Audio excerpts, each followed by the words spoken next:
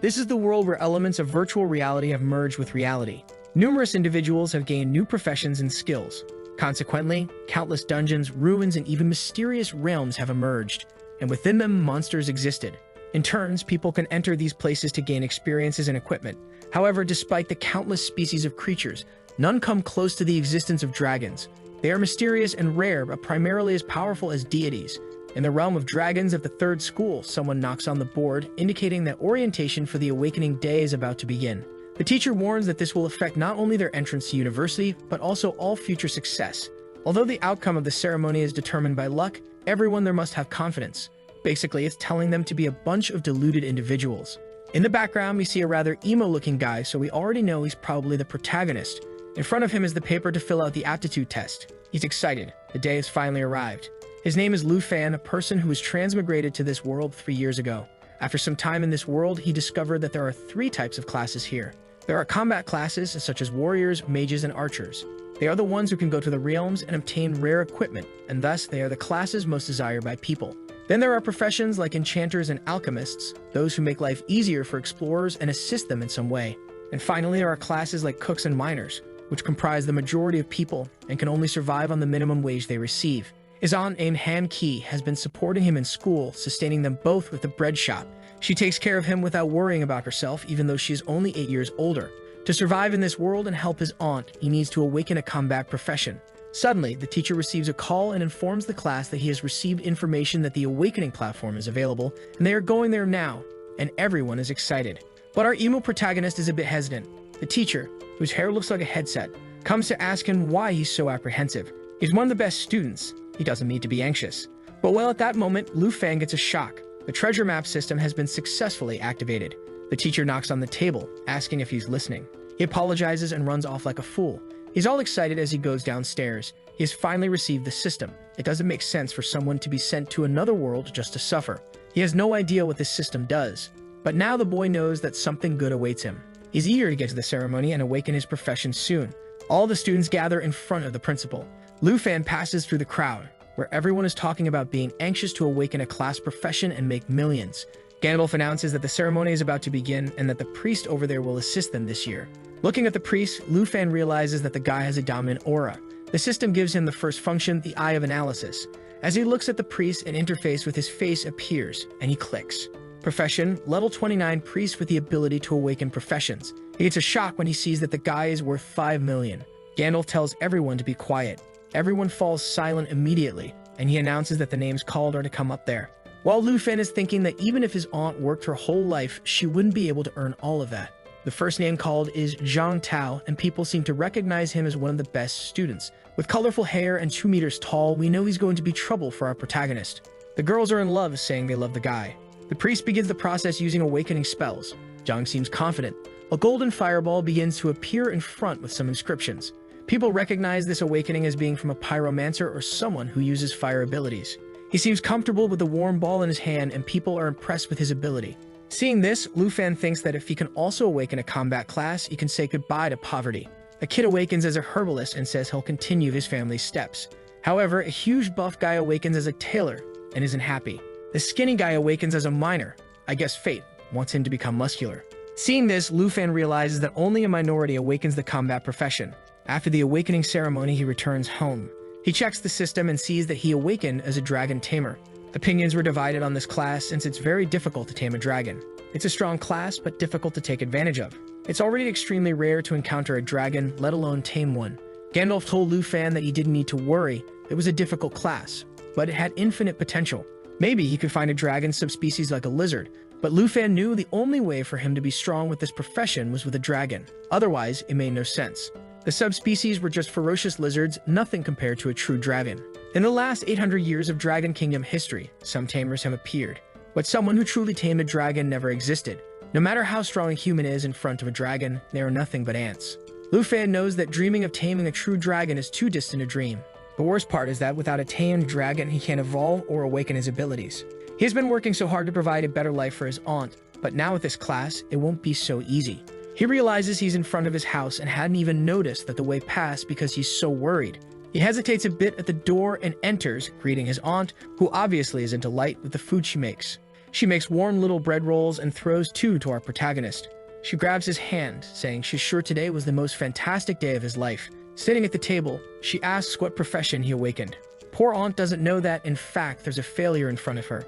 He didn't even get to say anything when she already says it's okay if it's not a combat profession. She was actually worried he would go out to fight every day, but he yells that's not the case. In fact, he managed to become a dragon tamer. The only problem is that he doesn't do anything without a dragon. She smiles and tells him it doesn't matter if he's a dragon tamer without a dragon. It shows how strong he is. She puts his head back on the warm and delicious bread rolls and says that if he goes to school, she'll keep supporting him. And if he doesn't want to, he can stay here in the aunt's shop taking care of her warm little bread rolls, with her. The protagonist feels a bit embarrassed, and she tells him not to worry and eat quickly before it gets cold. Sometime later, he collapses on the bed. Remembering her hand full of wounds from cooking so much to support them both, he realizes he won't be able to get them out of this bad life. He hits the bed in anger. Damn it, why did it have to be such a good and bad profession at the same time? Suddenly, the system appears. Congratulations, you received the treasure of the first day. He gets scared because it shows that the treasure will be a divine level item. He remembers that the system's function was to help find treasure, so he clicks and the system shows. There will be beginner, intermediate, advanced, divine treasures, and by combining 3 maps of the same level, he can receive a map for the rarest treasure possible. Every day you will receive a treasure map corresponding to his profession. The profession he has is the worst of the rare ones, but it can be the best of all as long as he can take advantage of this system. This first map he receives, strangely, is of divine ranking. In other words, maybe this is his chance to change everything. He can't give up now and stay at the bottom of society. He has to go wherever it is. The map shows the location of the treasure on Mount Shibusen, a region from level 10 to 20. He knows it's not far from the city of Yangai. If he catches the last subway, he can get there by tomorrow. So the night passes, and the most dangerous aunt of all stories wakes up, as always, very healthy. She sees there's a letter on the table and realizes Lu Fan has left. He's already on the bus, and he told her not to worry, that he's headed to Mount Shibusen. This might be his only chance to change his fate as a dragon tamer. She doesn't need to worry. He'll be back soon, ensuring they have a good life. Our protagonist arrives at the mountain, and suddenly someone bumps into him. A 16-meter buff guy and a girl with pink hair say hello. Another person touches his shoulder. A not-so-suspicious old man asks if he wants to go with them. Lu Fan says no. He knows very well. These guys are dungeon bandits. And the girl with pink hair says he's cute and should go with her to do some sticky and warm things. Lu Fan knows these guys must be stealing materials from everyone who arrives in this place, so dealing with him will be too easy for them. Lu Fan prepares himself, knowing something bad is coming. Once again, the guys ask if he wants to go with them. Lu Fan turns around, saying he already said no, he's fine. The old man says he doesn't understand the rules of the wilderness, and that the dangers at night are greater than he imagines. Lu Fan knows that without any power, he can't get into any conflict. So he tells the guys he's a summoner, and if anything happens, he'll summon some creatures and be fine. The guys seem a bit impressed, and the old man says it seems they don't need to worry, so they leave. But the girl whispers in his ear that she's looking forward to meeting this handsome guy again in the dungeon, and blows him a kiss as she leaves. Lu Fan knows it's much more dangerous to be close to these guys than to be alone in the jungle. He opens the map, thinking he needs to get out of there quickly. The forest seems empty. He walks around looking from bush to bush, and he finds a creature that looks like a horse with a human face and horn. They are passive, but if they get angry, he'll be in trouble. He wanted to avoid this path, but he has no choice. So he walks calmly through everything, praying not to be attacked. He's sweating but confident he's almost there, when suddenly he steps on a toad, making a loud noise. The horned horses stare at him. He starts screaming and tries to run. Now he's screwed. He'll have to escape from this. He manages to jump to the side and the animals pass, and he sees that the toad he stepped on is finished. But this made him realize that he can't even deal with such a simple creature right now. If he misses the map's opportunity, the destiny will be the same as the toad's. He sees on the map that it's showing he's on top of the location, and he gets excited when he realizes he really made it to the place. In front of 2 stone pillars with a red light, he enters to see what it is. And obviously, it's the only thing that can change the fate of a dragon tamer. A black dragon egg. He realizes it's cracking, which means it's about to hatch, but then he hears some sounds nearby. And he prepares a blade, thinking things were too easy. A fox attacks him, but he manages to stop it with the blade, but instead of being cut, it bites him. Lu Fan struggles to hold the creature. He takes advantage of it being trapped and throws it to the ground. The fight has just begun, and he's already tired. And the system shows it's a bloodthirsty gray fox. Furthermore, it can recover life by hitting him, and it makes it an immortal creature for him, as he can't cause enough damage at once. With no abilities, he'll have difficulty dealing with this. The fox is attacking him while he's thinking the only way out is for the egg to hatch. Because of this distraction, he gets a cut on his arm. He knows the fox, now that it's stolen his blood, will use an ability, It attacks again, and he uses the blade to defend, almost breaking it. However, now it's coming at him with the other claw, and he has nothing to do. To dodge, he throws himself backward and finds an opening. With the bent blade, he manages to stab it into the ground, receiving 120 experience for killing the fox. The boy is exhausted but has really dealt with it. Suddenly, he hears a voice saying it's impressive that he killed that. It's the group from before, and the old man says he's an amazing kid. Lufen asks why they're following him since he said he didn't want to join the group. The girl and the old man say they know very well he lied to them and he's not the summoner. Lufen hesitates and kicks the fox, saying if they want it, they can have it. The fox falls at the old man's feet, who smiles, picks it up by the tail, and says it's only worth 80 coins. What they want isn't that, they're staring at the dragon egg. Lufen is startled, and now he's screwed. It's his only chance to change his life. Before he can move, the giant and the girl are already face to face with him. He takes a punch and ends up dropping the blade, being dragged across the ground. Suddenly, the girl has the blade at his neck, telling him not to move. He's on the ground suffering from the 3 weapons she's pointing at him. Suddenly, the buff guy comes running and tells them to look at what he found. Lufen is startled, and the old man says it's perfect. Now they just have to kill him. With her tongue out, she says it's a shame, but they'll have to say goodbye. Lufen can't believe he's going to miss the only chance to become a dragon tamer. Suddenly, the egg starts to crack and something comes out of it. Everyone looks up, and there's a little dragon in the sky. It descends towards the guys to attack. The old man tries to stop it by throwing a green potion, but the dragon observes it and easily dodges it. The buff guy approaches to try to punch it, but the dragon opens its mouth and claws and goes through him, tearing him apart. His head falls to the ground, and the old man is shocked. The dragon faces the old man, and he's desperate. He looks back asking for help from Lufen and the girl. Our protagonist is impressed. He never imagined that a newly born dragon would be so powerful. She's startled and asks him what he's talking about. Is it really a dragon? Suddenly, blood spurts near them, and the old man who was there disappeared. In the dragon's mouth, you can only see the remains. The protagonist says she's an idiot and throws her to the ground, calling her feminism. He runs towards the dragon and activates the dragon taming technique. The dragon, confused also. A red aura appears in front of Lufen as he tells her he's not a summoner. In fact, he's a dragon tamer. In the system, it appears that the contract with the black dragon has been established. Desperate, the girl begs, saying she didn't know it was a dragon egg. But Lufen doesn't forgive her, not even the hottie. So he commands the dragon to attack since she's a bandit. Blood spurts, and a while later, he's resting with his little dragon. While he's applying some bandages, the dragon is looking into his backpack. He grabs him by his little arms and lifts him, saying he's a very lively dragon. Now confident that he has finally reduced the distance from weakest to strongest. The dragon has just hatched and is already so strong. He can't imagine how powerful it will be when it has more levels. And touching his face to the dragons, he says finally dragon tamers won't be considered a useless class. He starts wondering about the most important thing. What will be the name of this dragon? Will it be Little Charcoal Ball? Black Diamond? He decides to give it a name when suddenly the dragon starts shaking in his arms. A red aura starts to come out and he flies. From the flames, a face appears. Red hair, a little tail, a little wing, and it turned into a girl. Thank God she's not the waifu of this story. Otherwise, the police will knock on everyone's door in this video. Lufen is impressed that she has a human form. She shakes her head there, saying obviously yes. In his system, it appears that the dragon has a foreign contract. While he observes the information, she's eating dirt, clearly not right in the head. He receives some skills like, for example, a buff for the dragon and a claw strike. Her attributes at level 1 are much higher than some humans at level 20. Not to mention that the power of the bloodline doubles his stats just for making the contract. This is proof of the strength of dragons, truly one of the strongest classes. Observing her, he realizes that even though she now has a human form, she still acts like a complete dragon, and he's wondering what name to give. He says since she was born just before dawn, her name will be Xioi. Petting her, he thinks that this was dangerous but well worth it. Now it's time to hunt to fill her belly. Now that he's received this opportunity, he has to strengthen himself to the maximum until university starts. With her by his side, the dream of entering the best educational institution became possible. They were walking when they noticed something. Upon looking, they noticed a herd coming. It was a group of hyenas without level, and Lufen knew it was much more dangerous than that gray fox. Suddenly, smoke rises and Xiaowei goes to the skies. He realizes she wants to take the lead, and if that's the case, this mountain is no longer a danger to him. She jumps, filling her belly with air, and throws a barrage of fire, and experience reigns for the two. With one of her abilities, he gained a level and she gained 2. The boy is impressed with the sweep he made. He then tells her it's not even worth wasting time with these little things. While he keeps gaining experience, he's looking at a cave, saying there's something waiting for them.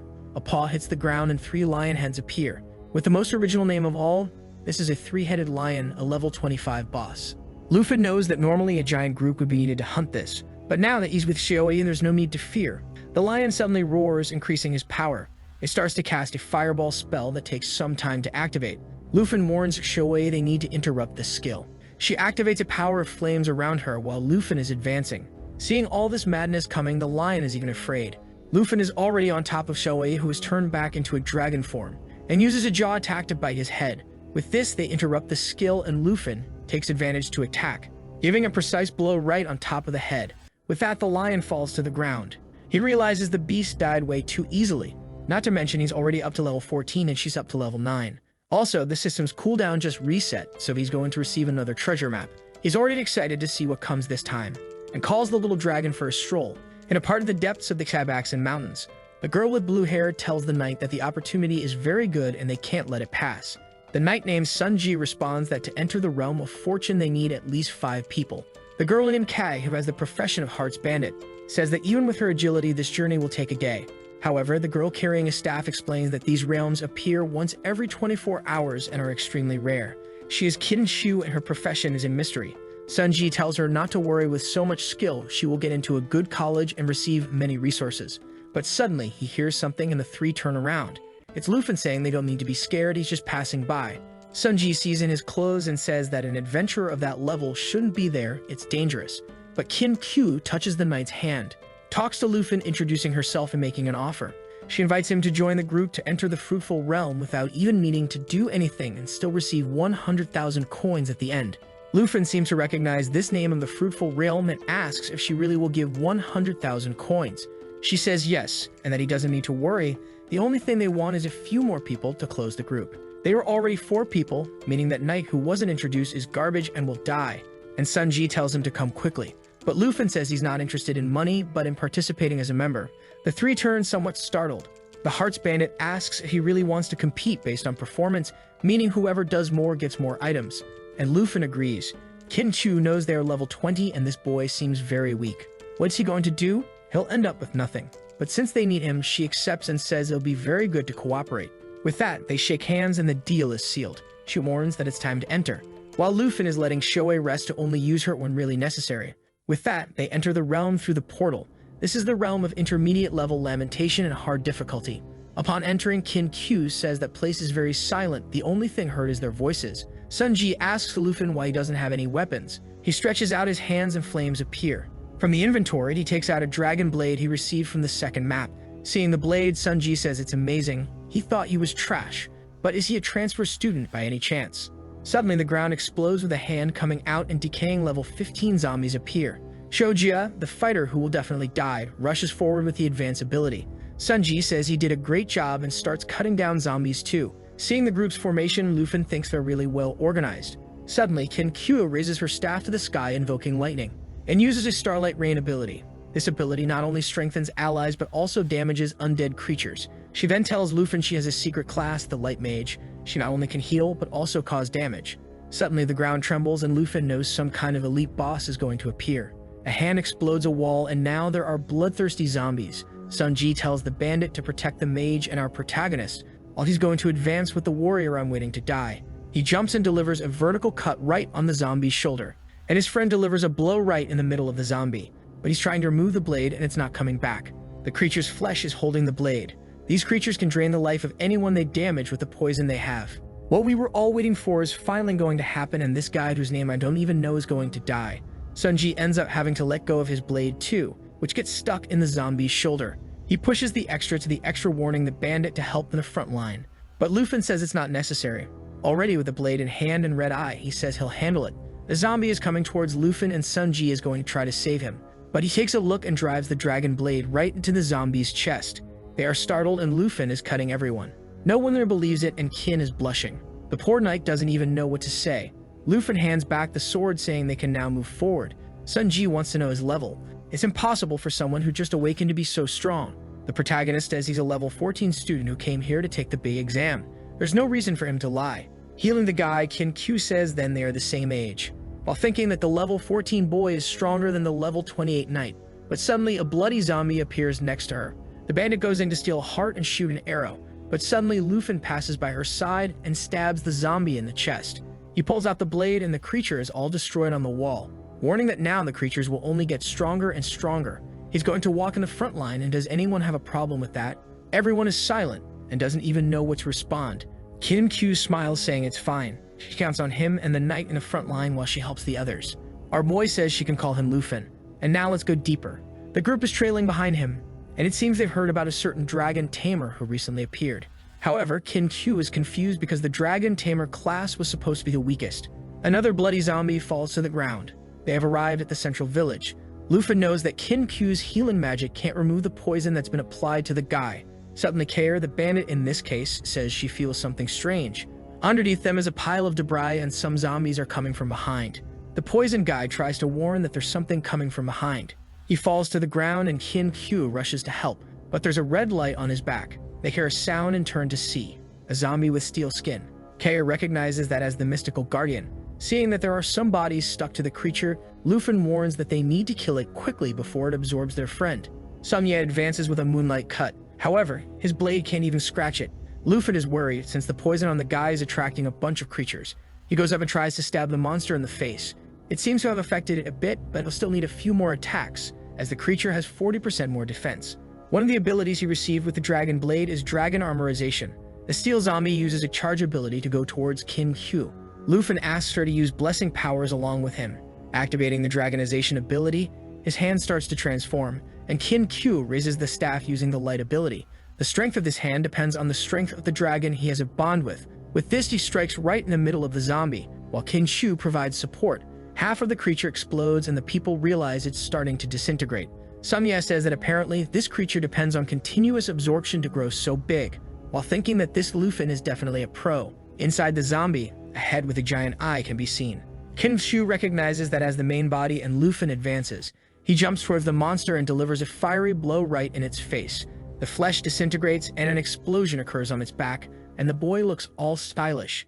Now the gothic girl is all impressed that the realm's guardian was truly defeated, while Kin Q can't believe he really defeated a level 20 boss. From the monster, a treasure chest appears.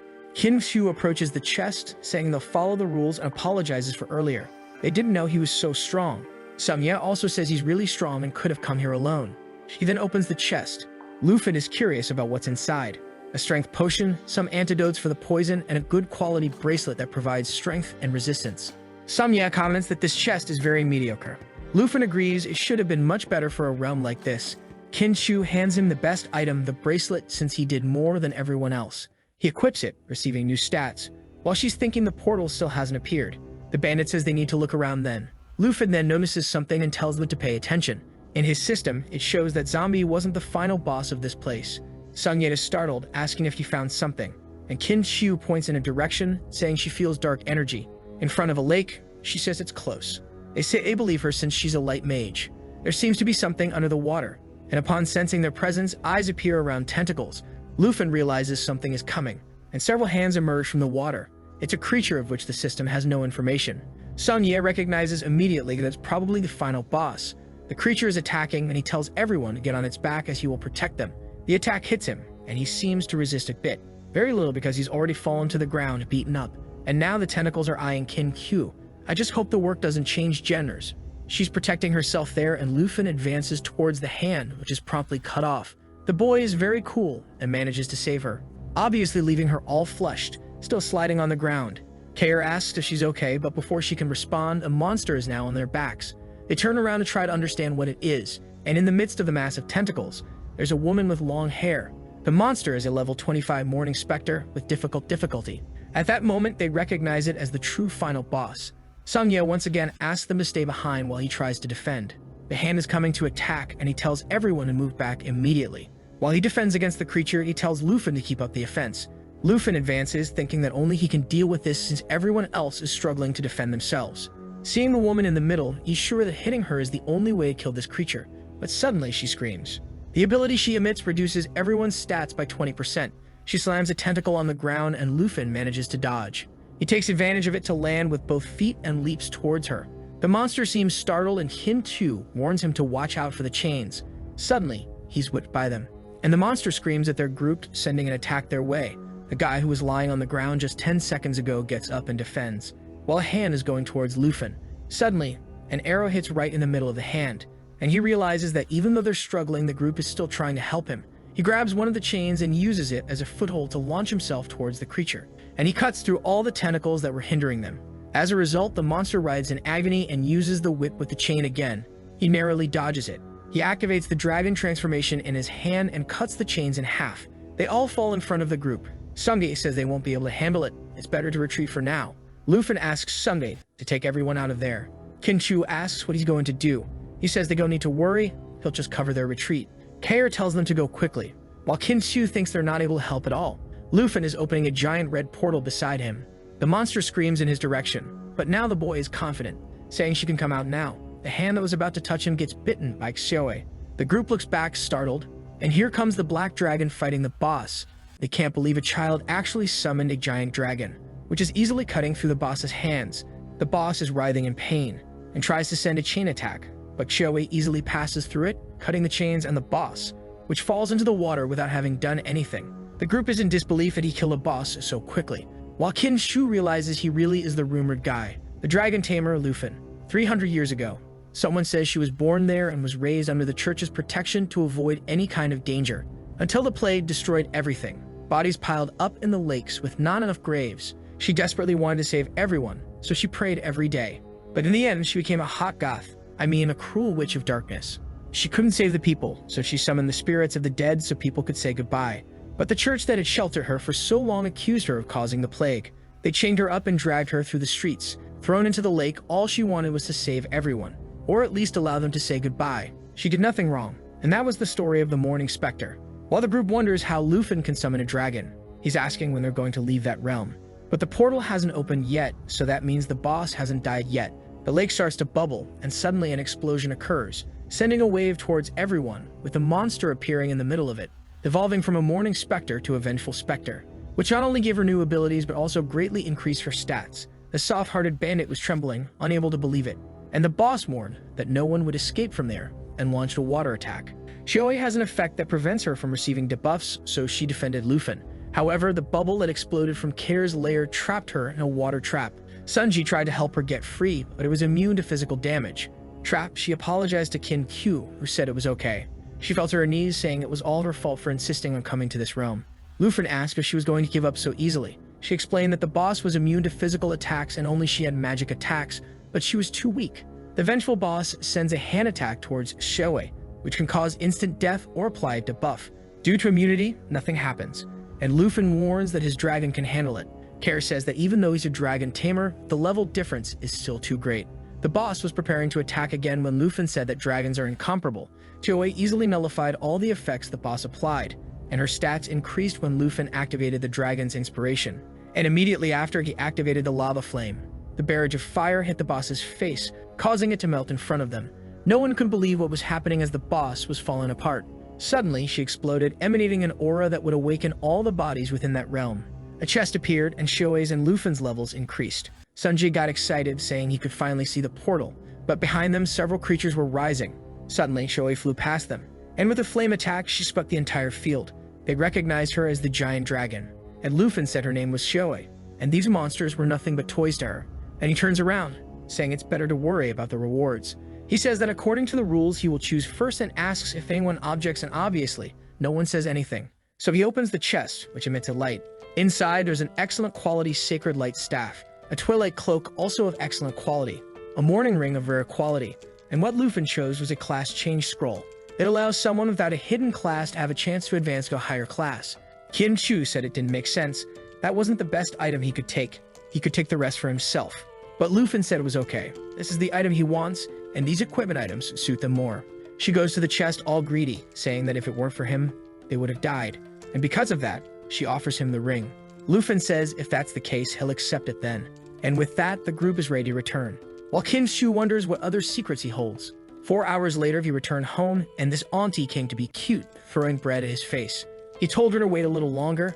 He's still dirty and needs to take a shower. But suddenly, she started crying, saying she was worried, and hugged the boy. He apologizes for leaving only a note, and says it won't happen again. He pets her all sweetly, telling her to stop crying. This aunt is a dangerous national wish that. I've seen less passionate couples than those two. She pets Xiaoe, saying she's impressed that this cute girl really is a dragon. Luffy wants to give the scroll to his aunt while she's petting Xiaoe, He says that if she gets a better profession, she won't need to keep this store anymore. But she says it's too valuable and doesn't want to accept it. Why doesn't he sell it for money? But he shows the boy's bank account, which is already becoming a millionaire, saying he doesn't need that. She asks him to explain where he got it, and he says it was all a reward from the dungeon he participated in. He hands the scroll to her and tells her to make good use of it. When she opens it, it starts to emit a blue aura and her hair starts to float. Guys, this scroll activates a lot of nice things. He asks if she felt anything. She says it worked and her class has advanced to chef with enchantments. Sometime later, Ixioe gorged herself on all the little bread rolls. That night, Ken-Q was questioned by someone about the boy who was the dragon tamer. She explained that due to her recklessness, almost everyone died. It was lucky he was there and saved them. The blonde guy asked if she didn't tell anyone about the dragon. She said she didn't tell anyone because she promised him she wouldn't tell anyone except the Kim family. The guy's name was Kim Shanghai, and he said she did a good job. Since it's dangerous for people to know that information, she calls him dad and says he saved everyone. What's he thinking of doing? Is he not thinking of getting that dragon? Dad laughs, saying he's not that kind of person and she should worry about how she's going to thank him. She says she gave him 100,000, but she doesn't think it was enough, and her dad tells her to give him a purple card. Kin-Chu asks if her dad doesn't want to go since he's so curious about him.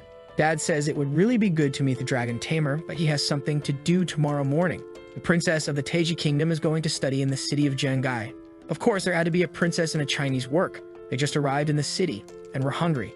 So they went to the aunt who has the biggest bread rolls in town. The aunt came to greet them and said they were closed today. The princess said it was strange. She thought it was around here. When the aunt asked who they were, she was thrown to the ground. Let's join forces and kill this guy who hit the aunt. The princess asked her if she knew someone named Lufin. The protagonist came down the stairs asking if they were looking for him, but he was shocked when he saw that scene. His aunt had been beaten, and the princess was saying it stank there. Lufin went to talk to his aunt asking if she was okay, and the princess said she came to see him. Lufin turned around and asked who they were. The guys introduced themselves as Princess Jinzu and the guy is Kwai Hante. She said she had an incredible opportunity for him. Lufin was curious about this opportunity. She said that being a dragon tamer must be difficult. He was shocked when they opened the briefcase with a dragon egg, and she said that if he accepted the terms, it would be his. She asked what he thought and said the conditions were simple. He would only have to be her absolute slave and never disobey any order. Thank God we don't have to worry about the FBI because he'll probably beat her. Confidently, she says that this is the reward she received and it's the only dragon egg in the world. She asks why he isn't responding. He must be impressed with this incredible dragon egg. However, our protagonist is a bit disappointed. Compared to Xiue's egg, this one is very weak. With a look of dissatisfaction, he says that indeed the attributes seem interesting. The princess thinks he's an idiot who doesn't know how important a dragon egg is to a dragon tamer, while Lufin tells his aunt not to worry as he'll handle them. Jinzu says that without the dragon egg, he'll be useless. He should be excited about this news. Lufin says it's really amazing, but he refuses, disappointing the girl. Jinzu says he's refusing the chance to become her slave and still make history as a dragon tamer. Funny that she spoke as if the first part were a great opportunity. Lufin says that if that's all she's there for, she can leave because he's not interested in being anyone's servant. Kwai Hante gets angry, saying he's being disrespectful to the princess who came there. Lufin laughs, saying that being someone's slave is ridiculous. Suddenly, Jinzu points and says it's up to her knight to teach the kid a lesson. The aunt steps in front, telling them not to get angry and stop it. But the knight slaps her on the cheek. Good heavens, we're going to kill this guy. She falls to the ground with flushed cheeks, and Lufin goes to help her. Queen Hante says he deserves it for offending the princess and moves to punch the protagonist in the back of the neck. However, he suddenly summons the dragon blade and warns that if he hurts his family, he'll die there. The aunt tells Lufin to stop being reckless, and Jinzu tells the guy to attack him again and stop hesitating. Lufin calls for the princess and slaps her back. Man, equal rights now. Let's spread them around. Queen Hante tries to attack him from behind at this moment, but Lufin manages to defend and throws his blade on the ground. Suddenly, the guy gave up the fight and went to help the princess, who's lying there. And he took another slap. The only one who hasn't been beaten up so far is the protagonist. Jinzu yells at him, saying he's trash. Does she seem fine? He should kill the dragon tamer now. Xiue is sleeping peacefully in bed while his phone is ringing. Kin-Chu is calling, walking through the city, and guys, I didn't know she was so strong. A really promising mage. Suddenly, an explosion happens beside her. It's Hante being thrown and bleeding. Jinzu told everyone to get out of the way and stop staring. Hante apologized, saying the kid had too many attributes and he won't be able to handle it. She says it's okay then, this princess will help him. And she begins to cast a black magic spell. Lufin recognizes that magic as the opposite of Kin-Q's. All beautiful and curvy, she's approaching. The dark power surrounds Hante's body. Both of them are surprised and he turns into a level 30 horseman. Jinju has the power of a spirit witch. Lufin realizes the guy has become a monster. Kin-Chu steps in front of him saying she'll help. Hante jumps to crush them both, and the protagonist asks Kin-Chu to take care of his aunt. He narrowly avoids the attack. Lufin knows he'll have to use his dragon abilities to deal with this now. Jinzu tells the knight to kill the kid, and that'll ease her anger. Hante is confident, but Shioe is coming to help, already beginning a dragon transformation, startling Jinzu. And in the middle of the city, she turns into a black dragon. Lufin warns it's his turn now. Jinzu starts casting a spell to stop the dragon. However, Shioe roars and her ability is interrupted. Under her paw, Hante is already crushed. She tosses him aside, and Jinzu can't believe it. On the ground, he apologizes, saying it's impossible to win this. Lufin approaches and asks her if she was the one going to kill him. Desperate, she says he did something very wrong. She killed his knight, and he has no idea what will happen. He'll become the enemy of the Taiki kingdom. Lufin asks if she's really trying to scare him, especially since she came here to hurt his family. Shioe starts to conjure a fireball, and he says he doesn't care if she's a princess. Even if she were a goddess, she would have to pay with interest. That's what happens to those who hit the aunt of the warm bread. However, from the sky, someone on a griffin shouts for him to stop. It's Kin-Ku's father, and she tells him to be careful. Shioe looks in his direction with the fireball. Lufin tells her to stop and cuts Jinzu's staff, while the griffin is passing by Shioe, who's just giving a glance. The guy descends from the griffin and tells Lufin to hide the dragon since many people are watching. From the back, Kin-Ku tells him to obey her father already, so Lufin orders Shioe to untransform, turning back into a little dragon. While Kin-Chu is calling the protagonist, her father goes to talk to the princess. Talking to his aunt, they hope her father can handle the situation. But Lufin already knows things won't be so easy. Shanhai says it's the first time he's seen the protagonist and he's already causing trouble. Our protagonist apologizes, saying it wasn't his intention. The aunt asks Shanhai if he managed to resolve the situation. Shanhai explains it will be complicated since her family not only has numerous businesses, but also holds a high position in this kingdom. Lufin says he doesn't care how powerful she is. He won't compromise his dignity because of a dragon egg. Shanhai says he's a good boy with integrity. He doesn't need to worry because they have a way to protect him.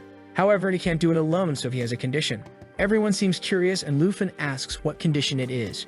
Shanhai warns that he'll have to become the champion of the Southern Province in the Grand Exam, while Shanhai delays the princess as much as possible.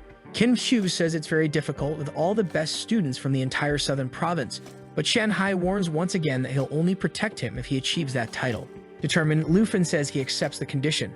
Meanwhile, in the hospital, Jinju is walking around desperately asking why that guy hasn't died yet, and says to pass the order to the family to kill him. The next day was the Grand Exam, and everyone there was talking about the items and abilities they had. But everyone was stunned when Lufin showed up, but nobody there knew he already had a dragon, so they found it ridiculous that he had the courage to come there just to try to get into a university. Lufin thought he was too lazy to deal with all this nonsense. Gandalf appeared and told everyone to be quiet, and warned that the exam for the Southern Province was about to begin. Lufin is waiting to transform all the scrolls he's receiving into one of better quality, when suddenly someone asks if he's really going to participate in the Grand Exam. When he turns around, it's that teacher from the beginning who gives him a teleportation stone. The teacher says he believes in his determination, but he warns him to be careful because it's a place where people can die. Lufin knows that the points you earn in this exam are determined by the difficulty of the portal you enter, and he's aiming for first place. Someone calls him, and when he looks, it's Kin-Chu bringing another curvy girl named Xiaomin, and she's extremely strong. Blushing, she asks Lufin if he wants to team up with the two of them, but her friend doesn't seem to like it much. However, he apologizes, saying he'll participate alone this time and wishes them good luck. Sad, Kin-Chu also wishes him good luck. While she thinks that with the strength he has, she would only be a hindrance. Her friend wants to know why she wanted to team up with the person who is the weakest here. Kin-Chu says she doesn't know anything, and for sure this year he will be the strongest in the south. So Lufin stepped through a portal. All the students were gathered under a dark sky where the exam would begin. Gandalf appeared on the projector and said the places were divided into normal, difficult, terrifying, and nightmare, and they should use teleportation stones to enter. In the normal level, the creatures are just projections and you can't die. In the difficult level, monsters are real and you can use a teleportation stone to escape. The terrifying level gives 3 times more points, but it's extremely common for people to die, so it's not recommended to go alone. A guy named Hongwu says the top one this year is his. Xiaoman recognizes him as one of the best in this province, and indeed he has a chance to be in the top one. The other students feel discouraged having to compete against him. In the observation room, people seem to believe that Hongwu is indeed the most formidable student of the year. The bald guy says he's also keeping an eye on Miss Kin-Hu. She seems promising. Gandalf had high expectations for Lufin. It's a pity he awakened such a bad class. Kin-Ku's father says he has a very promising person in mind, the dragon tamer Lufin. Gandalf is incredulous upon hearing this name, and the guy beside him says the boy hasn't even entered yet. He'll probably give up this year. Besides, Hamu already has 3,000 points and is in the top one of the ranking. Gandalf says apparently he's not giving up but waiting for the highest level portal. The sky turns red and they can't believe he's planning to enter the nightmare difficulty alone. Luffy is smiling while the guys reveal that no one has ever entered the nightmare and come out unscathed, but he's teleported to the skies. Gandalf is trembling, saying the last person who entered the nightmare was 8 years ago, and he had a miserable death. The bald guy says it's ridiculous. Apparently, they didn't educate the boy properly, and you should know what happens to those who enter the nightmare. Confident, Shanghai says it's too early to draw conclusions, and they should just watch what happens. Gandalf is curious and asks Shanghai if he has so much confidence in the boy, while thinking it's impossible that he really achieved that. Lufin appears on the first floor of the nightmare difficulty. The fog is dense and he can't see anything, but he feels there are at least 10 creatures. Some humanoid black wolves at level 10 appear and attack him. Lufin seems confident, saying that everything is just beginning now. A slash of his blade cuts through all the creatures, and with that, he completes the first floor, earning 990 points. The old bald guy is incredulous that he really won with just one attack. Gandalf asks if he really found a legendary dragon. Lufin still has to climb quite a bit in the ranking. Suddenly, a guy with a red briefcase enters the room. The old ones can't take their eyes off Lufin's performance. The guy in the suit shouts to everyone and introduces himself as someone who came to investigate from the city of Langu. He wants to know where the dragon tamer known as Lufin is. His name is Qiangxiang, and he's a level 57 swordsman. In the tower, several vines are cut, and Lufin is progressing smoothly. One of the maps he had made was with the treasure there, and he finally located it. In the midst of all the plants, he manages to locate a book of accelerated growth skills. When used, his pet gains double experience. Lufin realizes that this will obviously be perfect for Xiaowei. After all, he had noticed that she had difficulty leveling up, so this will help a lot.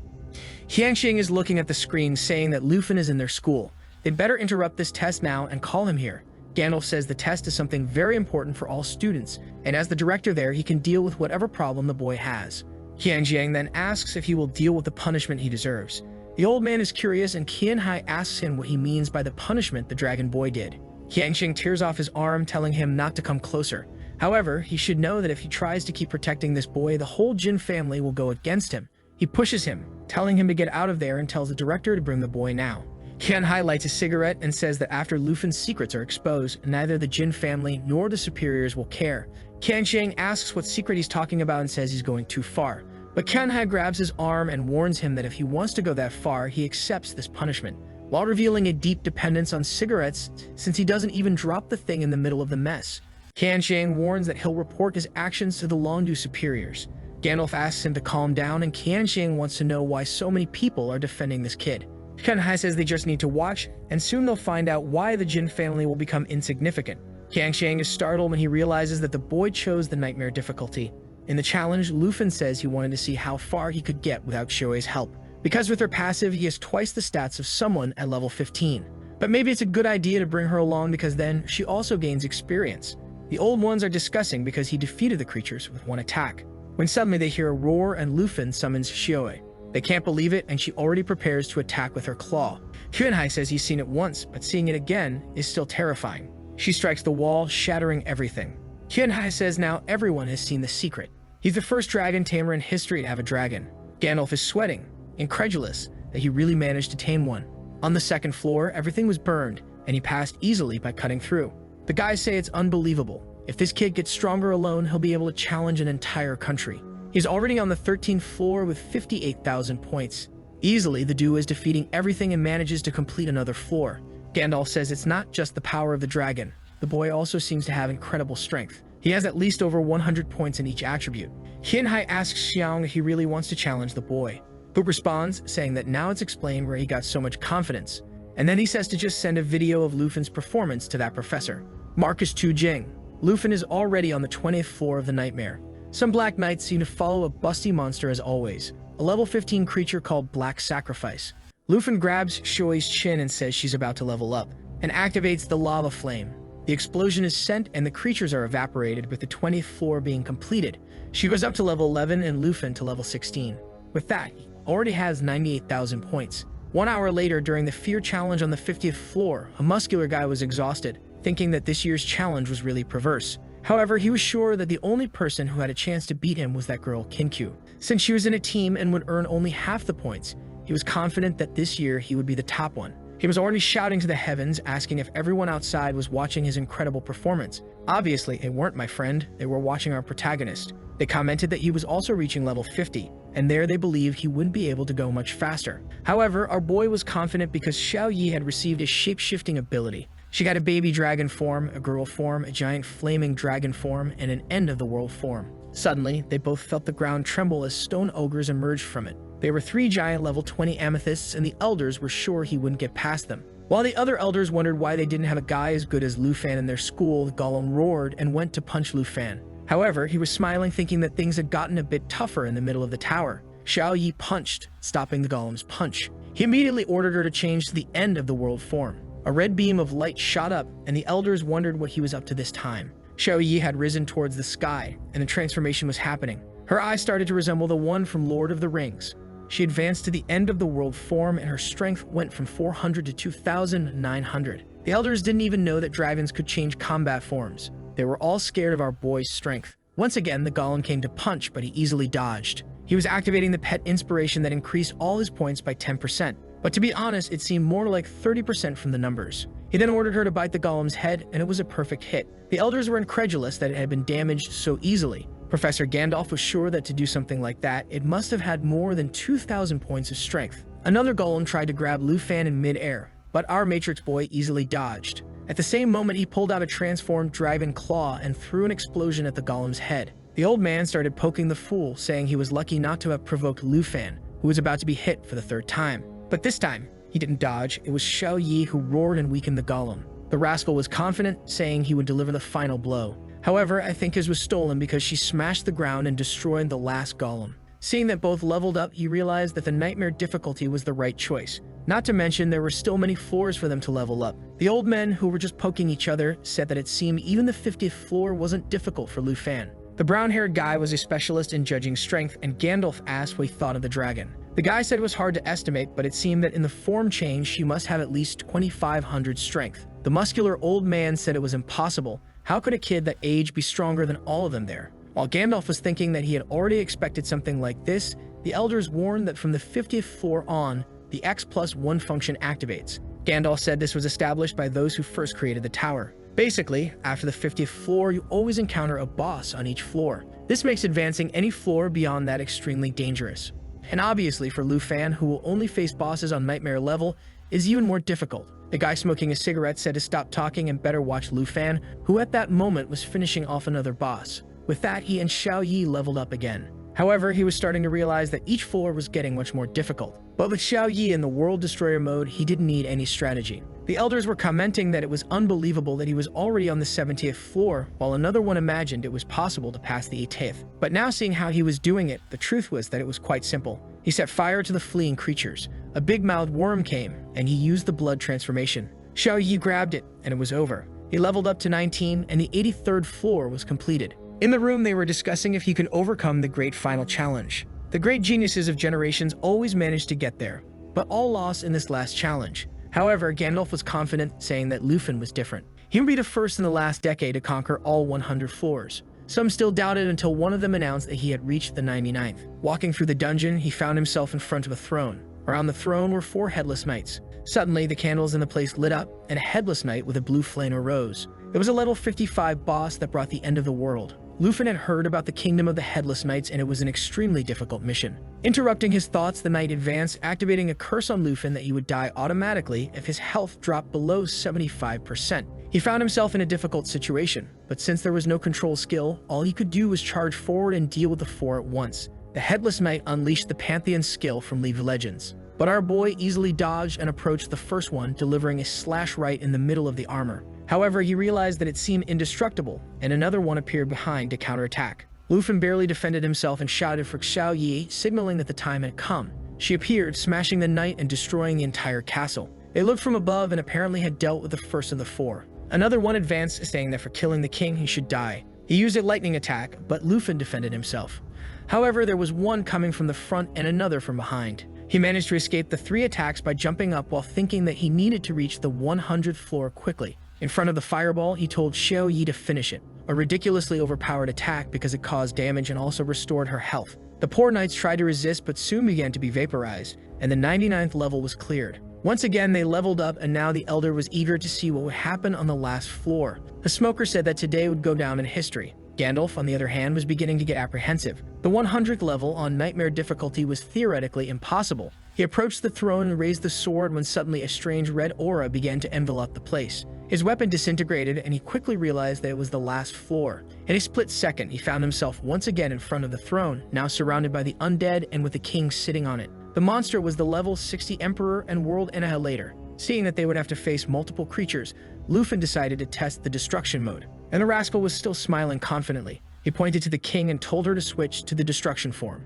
The dragon roared and her body was covered in flames. With that, her physical strength had dropped, but her spiritual strength had increased to over 7,000. The old men who had been impressed for 30 minutes were once again in disbelief that she had another form of evolution. The headless mags pointed their swords and told the undead legion of 500 to advance on Lufin. But he told Xiao Yi to use her new ability. While he fought the undead, the activation was being prepared until he turned and told her to activate the cataclysm. The undead were now just dead. The kill count was rising by over 100 per second, while the old men watched our boy running towards the king. The headless knights leaped at him to try to stop him, but he suddenly started breakdancing to dodge. He called Xiao Yi, and now only 37 undead were left, once again activating the cataclysm, and the old men were once again in disbelief. While the top two had 75,000 points, Lufin was already nearing 1 million. They knew very well that the reward for scoring that many points would be no small thing. Lufin called out to the boss, who said he was an ignoramus. Now the army had only the boss alive. Lufin told Xiao Yi to be prepared.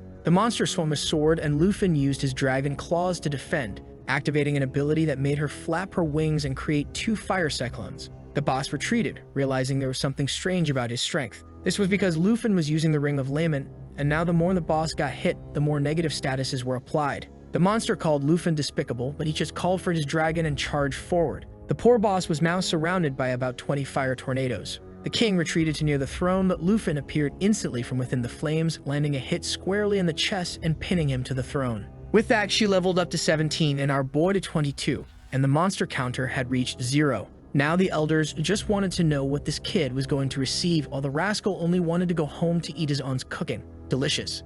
He was congratulated for completing the 100th floor, and the first item he received was an Ice Dragon King's Fury skill book, a ring blessed with a wind spirit, and a cloak that granted resistance to fire and ice elements. Now it was just a matter of going home. Exiting through the portal, he was eager to see what the results would be, until the elders came up to him, saying he was the pride of the school. While the elders scolded each other for doubting him, our boy was confused. Kin's father came immediately, saying that even knowing how strong he was still surprised. Lufin only mentioned that he had met the conditions he had asked for, meaning he shouldn't have any more problems with the princess of the Taiki kingdom. Shanghai replied that he could rest assured that it was resolved, and the man in the white hat overheard the conversation and left immediately. There, they were talking about how no one had broken the record for over 30 years. Meanwhile, in the Dragon Kingdom on the northern border in the level 60 region, a man was watching our boy's performance while drinking a bottle of wine. He looked like Reinhardt from Overwatch, but he was actually Marquis Tu Jing. Someone knocked on the door and brought some books, saying his deduction was correct. An official from Dragon City named Huan Shanfeng was negotiating with that Princess Jinsu. The old man was angry, and the white-haired boy said it seemed they had been receiving various privileges from the Jin family. Reinhardt said that now it was clear why they wanted to imprison Lufin. He got up angrily, saying they would have to deal with this Huan Shanfeng. He gave the order immediately to strip Shanfeng of all his rights and positions, and he was never to set foot in Dragon City again. Obviously, if he had any issues with it, he could just come and talk to him. With that, he turned and also said to keep an eye on this boy Lufin and ensure he received good resources. Looking out the window, he thought that once his mission there was over, it would be great to meet the future legend. But staring at a red globe of light, he wondered if this would ever end. Meanwhile, in her room, Princess Jinsu had just discovered that Huan Shanfeng had lost all his positions. However, the person on the phone informed her that they had found another dragon tamer in the city of Qinzhou. She got excited, saying she hoped it was someone who understood the situation she was in. Han Wu, the muscular guy, was now finishing his test with 89,000 points. The poor guy was exhausted, thinking he barely made it out alive. However, he was confident, having passed 72 levels, so he was sure he was top one. He saw the elders with their backs turned and wondered what was going on there, already imagining that as soon as they saw him, they would all be praising him emotionally. Full of confidence, he called for the director, who asked if he had finished.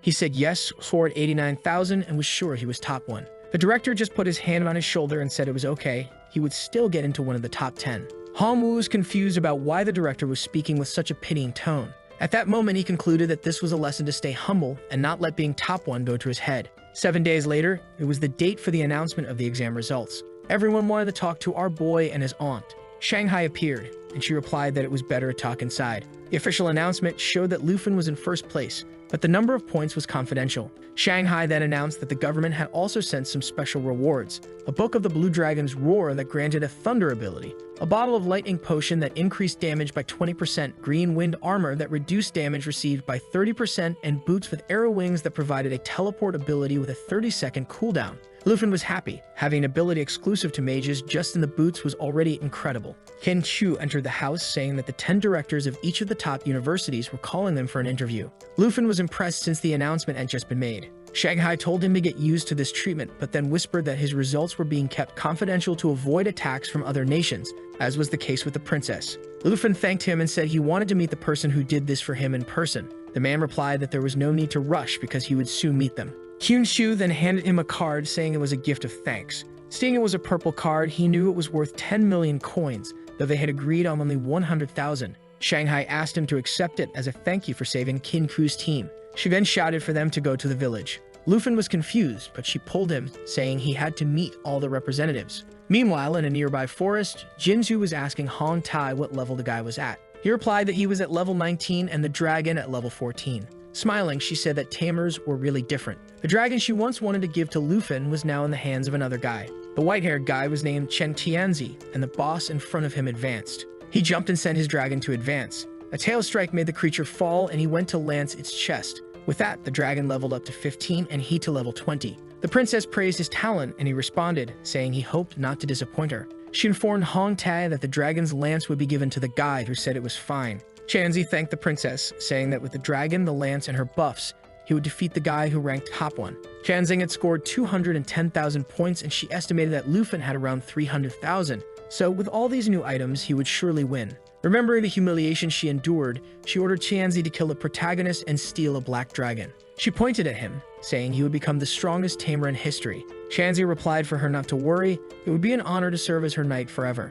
Our boy was now arriving at Kin Ku's house to be welcomed by the people. She asked which academy he would attend, explaining awkwardly that she didn't want to be too far away. Her father had told her to go to the same one he did. Lufin said he trusted in teamwork, so it would be good if they stayed together, and whenever he went hunting, she would be a priority. However, he mentioned he hadn't chosen an academy yet, but would let her know as soon as he decided. Embarrassed, she shouted that she would try to enter the same one as him, and he smiled back, saying that was a good plan. As he entered the room, he was stared at by a priest and 3 healthy-looking girls. He introduced himself, greeting everyone, and the priest came over, saying he had watched the video and was impressed. Facing the people, the priest said he would receive 10 million dragon coins and access to any kingdom. The gray-haired girl said it was shameful for him to come all the way there with such a horrible offer, saying that with her, he would receive 20 million and access to a secret kingdom that the public couldn't enter called the Snow Kingdom. Everyone started arguing, each one touting their offer. Then an alternative-looking girl told our boy that if he entered her academy, he would have the right to compete in the national exam.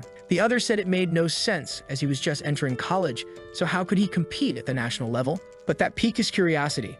She explained that the national exam involved 23 countries worldwide, each allowed to send 1 representative under the age of 25 to compete. Of course, the rewards were extremely rare treasures. The priest and the gray-haired girl kept saying it was too much for someone just entering college, but our friend with the piercing insisted that from what she saw in the exam, he had the potential for it. Lufin knew that this wasn't just a competition with great prizes, but also a chance to elevate himself to the rank of the strongest. At that moment, the system updated, indicating that he had received a treasure map. He was thoughtful because the first one had led him to the Black Dragon Egg. The map showed it was at the Dragon Capital Academy in a safe region. Goham was about to increase her offer, but Lufin immediately said he had decided. He would go to the Dragon Capital Academy. 4 days later, he was closing his aunt's shop. She said she never imagined she would leave there and was a bit reluctant about not having to work anymore. But our boy told her he would take care of her. He was assembling the perfect team, and 2 girls in the car were already calling him Two. Of course, all of them applied to the same academy as him. Kin Chu said she hadn't applied there, but her friend revealed the secret. Lufin cared so much for his aunt that he even contacted Gohan to get her into the academy. It's the first time I've seen someone bring their aunt to the academy, considering how delicious her food is. I'd say he's smart. He'll always have good things to eat. Lokashi thanks him, clinging to the boy and crying with joy. Everyone gets in the car, and before getting on the plane, our boy thinks about how he promised to give his aunt a better life, and he will. this is just the beginning. Sometime later, they are impressed by the dragon capital city until someone calls for the princess and Lufin turns to see who it is, coming face to face with Jinju and her two lackeys. Hong Tai looks confused and Lufin wants to know what they are doing there. Qianzi immediately wants to charge at our boy. Even the princess tells him to calm down because it's not time yet. The girls are all worried, wondering what the princess is doing there. At that moment, Gohan appears, saying both groups arrived together and tells them to come on. She says it's a coincidence that the two dragon tamers are the first and second in the ranking. Lufin is shocked, not expecting someone with the same profession as him. Qianzi says he's been hearing a lot about him. Lufin turns to Gohan and says they can go see the school now. The princess responds that they prefer to explore the place alone. She then shows that the first-year students area has more than 30 villages, with the best ones obviously reserved for the highest-ranking ones. Lufin's village will be there, while Tianzi's will be at number 18. Our boy quickly realizes that Tianzi probably accepted the terms the princess offered him and thinks it's shameful for someone in the same profession to stoop so low. The girls then say they didn't make the top 30 and ask if they'll have to look at the dorms. Gohan replies that they will, but the aunt gives a soft squeeze and asks if they can't live with Lufin. Gohan says there's no rule against it as long as the person who owns the residence doesn't mind. The aunt asks if he isn't tired of eating her warm meals. Our boy responds that he isn't tired. He enjoys eating everything his aunt makes. She pulls the other two and says they'll be a perfect team and all live together. Seeing he has no choice, he invites them, saying it would be better for them to be close anyway. Kin Chu, from a forbidden angle, says it's okay, and her friend says that the houses will indeed be much better than the dorms. While the aunt talks to Kin Q, her friend comes up to our boy and says they'll only be living together. But don't get any ideas, she said as they stood in front of house number 2. The sister notified him that the treasure map was nearby. He turned to Gohan and asked who lived there. She says she only handled people from the southern region, so she didn't know very well. The only information was that it was a very dangerous goth girl. Man, Lufin is unstoppable. He immediately sent his aunt and friends to his house because he wanted to meet the neighbor. His aunt smiled and told him to take a gift to the new neighbor, but he replied that he was just going to meet her. His aunt thought Lufin had changed a lot. As soon as he heard it was a girl, he ran to meet her. Kin Ku's friend was impressed. The boy had 3 girls at home and still ran to meet the neighbor. He rang the doorbell, carrying a cake his aunt had made for her. When the girl opened the door, he introduced himself as Lufin, the number 1 from Yangai City. It was obvious she was extremely dangerous and carried high-density weapons. My warrior was ready for extracurricular activities. She said nothing and he said he brought a gift because they were neighbors and he wanted them to get to know each other better. Silent as she was, she just took the box without saying anything and then just mentioned the province and that her name was Jiang Ying. The woman said 2 words and he was already thinking her voice was very cute. I didn't know our boy was so bold. He already asked to come in and asked if she could offer him a glass of water. She said nothing and just nodded. As soon as she moved to the side, he rushed in. He knew he couldn't stay long, so he had to find the treasure as quickly as possible. He checked the bedroom, the bathroom, until he opened a door and found the treasure map with the jade dragon egg. Finally, he read his second dragon. He immediately ran out and met her in the hallway with 2 glasses of water. After obtaining the egg, he thanked her for her kindness and left. She looked to the side and saw that he had come out of the room where she had left a dress, already thinking he was a pervert in her house. That night in village number 1, Xiao Yi was observing the jade egg. He activated the incubation ability, and the egg began to crack. They both were anxious, and a small jade dragon with 2 little horns emerged from it. It seemed to be a support-type dragon, as it had various abilities to heal and apply buffs. Lufin seemed intrigued by the fact that it was a support dragon. The most impressive part was that it had a Jade Dragon lineage ability that doubled the abilities and extra points someone received for having a connection or being a dragon, in addition to 5,000% life recovery. This would not only double his strength, but probably also Xiao Yi's since she was connected to him. During the math, he got excited, realizing that Xiao Yi would reach almost 12,000 spirit points. She was happily playing with the dragon. Additionally, she had an equipment assimilation ability that allowed her to absorb any item. Lufin had no idea how strong she would become or in what form. While he was thinking of a name, the dragon bit Xiao Yi. In a stroke of creativity, he named it Xiao Fei. He picked it up and gently stroked its wing. The next day, walking around the campus, they discussed how his aunt, being in the life profession class, didn't need to attend the ceremony. The girls asked why it was so noisy in his room the previous night. When he was about to explain, someone called out to them. They were actually calling for the 2 girls who felt embarrassed when the guys said they would enter any dungeon with them, that it would be great to die alongside such beauties. They assumed the boy next to them wasn't their boyfriend. This scene seemed just for the artist to draw the girls as the scene shifted to the moment they entered the ceremony hall. Xiaomin and Kin Q's friend had to sit in the back because they didn't have special professions. Meanwhile, the muscular guy who came in second was staring at Lufin. He remembered him as the martial artist from the entrance exam, seething, while our boy smiled. He remembered very well the shame he had felt because of the damn protagonist. While Xiaomin invited Qin Chu for being able to sit next to Lufan, it revealed her feelings towards him. Something caught our boy's attention. It was the incredibly powerful goth girl in the chair staring right at him. Qin Chu asked who she was, and he said she was the neighbor from number 2. She was impressed, noting that the girl was both very strong and very beautiful. The guys in the back were getting increasingly angry with Lufan, the bastard surrounded by beauties. Then the director ordered everyone to shut up. His name was Zhao Sheming, and he was also the Combat Academy's professor. He said he didn't like idle chatter, so he just informed them they would receive some cards. These would function as credentials and shopping cards within the academy. Points, which were basically the currency there, would be stored on these cards. Points could be used to access secret realms, buy weapons, and even potions. The initial amount present on the card represented their ranking position. One of them complained that in easier provinces, weaker people topped the rankings, but the director assured them that everything had been taken into account for the calculation of the amounts. Lufan understood these were the Academy's funds. The director explained that in a month, everything would be recalculated. He also mentioned that the top 30 in that place had access to the blue class, where they would receive various privileges including secret abilities and realms that only they could enter. People realized that staying in the top 30 was very important, as it not only got them their own village but also entry into the blue class. The director then warned that being in the blue class also had its disadvantages. Any student could challenge someone from the blue class to steal their place in that position. If the blue class person lost, they were obliged to give up everything they had. Additionally, no blue class member could refuse challenges. He announced that for this first month, the top 30 from the exam would be the blue class, and the first and most important place belonged to the dragon tamer from the southern province, Lufan. People were commenting again about that bastard surrounded by women and still being top one. Others noted that his test videos were completely private. At that moment, Tianzi said that if the princess asked, he would finish off Lufan. She replied that it was fine, there was no need to rush. Meanwhile, Qin Qiu expressed her insecurity, noting that what the director did would make everyone hunt him down. After the ceremony ended, they were leaving the auditorium and our boy was eager to activate his new dragon. He mentioned that they should enter a secret realm when someone called out to him. It was Hongwu who obviously wanted a challenge. Everyone was apprehensive since the announcement had just been made. Lufan asked if he was sure, and Hongyu told him to stop stalling, noting that the director had said those in the top 30 couldn't refuse any challenges. Hongyu thought our boy had passed by summoning various weak dragons. If that were the case, you could just take him out before the summons and win. With no choice, Lufan accepted, and Hongyu placed 200 points on the bet. Considering that being top 1 with 1.2 million and having received 13,200 points were significant for the guy. From the corner, the princess and her group were eager to see how Lufan would perform. Hongyu started the count from 1 to 3 while Xiaomin seemed insecure. Qin Chu told her to relax because she hadn't yet seen Lufan in action. The professors were also curious. As the count reached 1, Qin Qiu said now she would understand who Lufan was.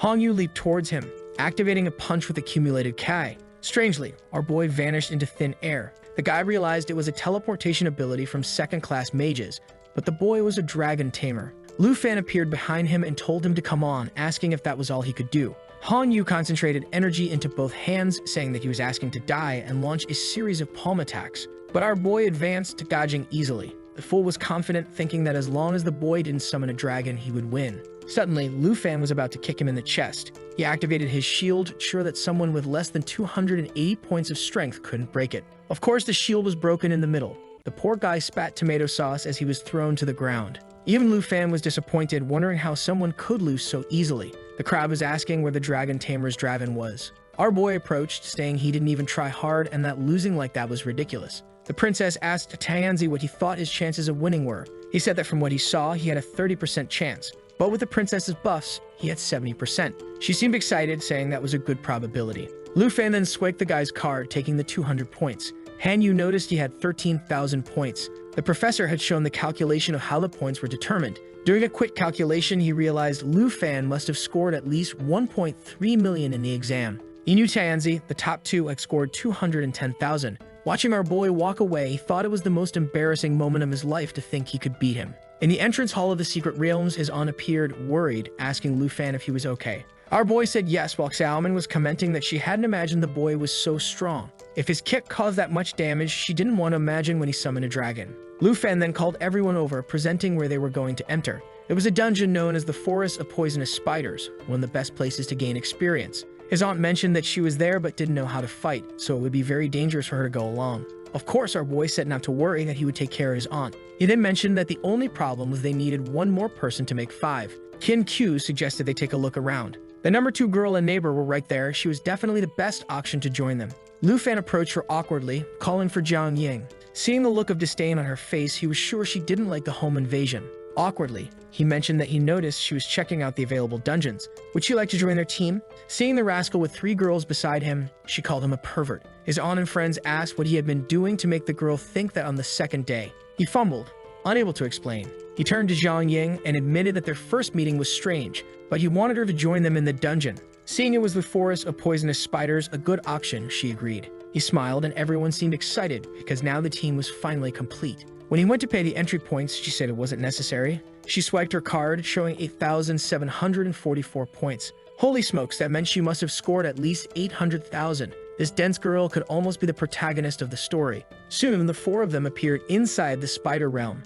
And do you remember that the last chapter ended right when Lu Fan and his friends were entering the dungeon? The inflated goth went ahead, and the girls in the back were asking why he chose such a difficult place. Our glutton answers that he chose this one because it's the dungeon with the most experience. It's the highest level. Then the aunt shows up, offering tasty stuff as always, which were some cookies that increased their experience gain by 20%. She even boasts to everyone, saying that only the secret class she got can cook that kind of thing. She then calls out to the inflated goth and asks if she wants to eat a little bit. The goth turns around and asks if that cake from last time was made by her. She asks if she's talking about the one our boy delivered and says yes. While Jiangning watches, the other girls start praising the aunt's cooking. She lets out a small smile and our boy immediately notices something moving in the bushes. He tells them to be careful. They've been found. At that moment, a level 40 black-scaled python rises in front of them. Yahello throws herself at it, calling out to Shizen. She strikes the creature's mouth, but it doesn't seem to deal any damage. Kim Shu comments that these level 40 creatures won't be easy to defeat. The aunt was even thinking about cooking some food to give them strength, but our boy says it's not necessary. They should focus on the fight while he handles these problems. So they understood, boy, the problem is the fight, but what are you going to do?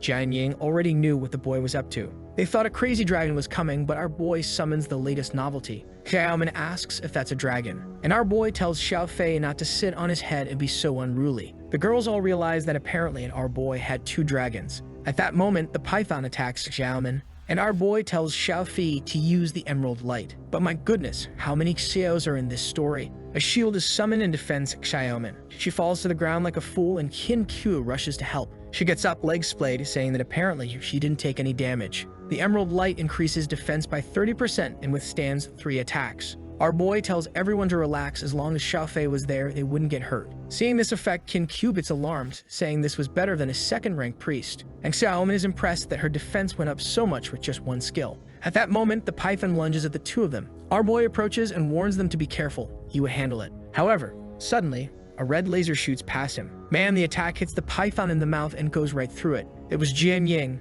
Didn't I say this damn girl has potential to be the protagonist? And man, from this angle, she really does have a lot of potential. Not only is she level 21, but she also has a Swordmaster class and uses an overpowered sword. Lu Fan already realized that if it weren't for the system, he'd be getting stomped by her. The question is, would that be so bad? Enough of that, because our boy tells the aunt to duck. There was a spider right behind her, and she was totally distracted. Jian Ying's attack deflects the spider's attack, and our boy saves her just in time. The problem was that these were silver spiders with extremely high defense. Besides being level 45, they were immune to armor-breaking effects. At that moment, Jian Ying charges in on her own. The spider activates a quick claw attack ability, but Jian Ying continues dodging easily. Our boy steps in and tells her to be careful. He defends the spider's attack, but to be honest, the girl was handling it just fine. She even gives our boy a scolding, telling him not to let his guard down. That's because there was an entire nest of spiders ahead of them. He then summons an army-destroying sword and says there weren't just silver spiders there. In that place, there were also black web spiders.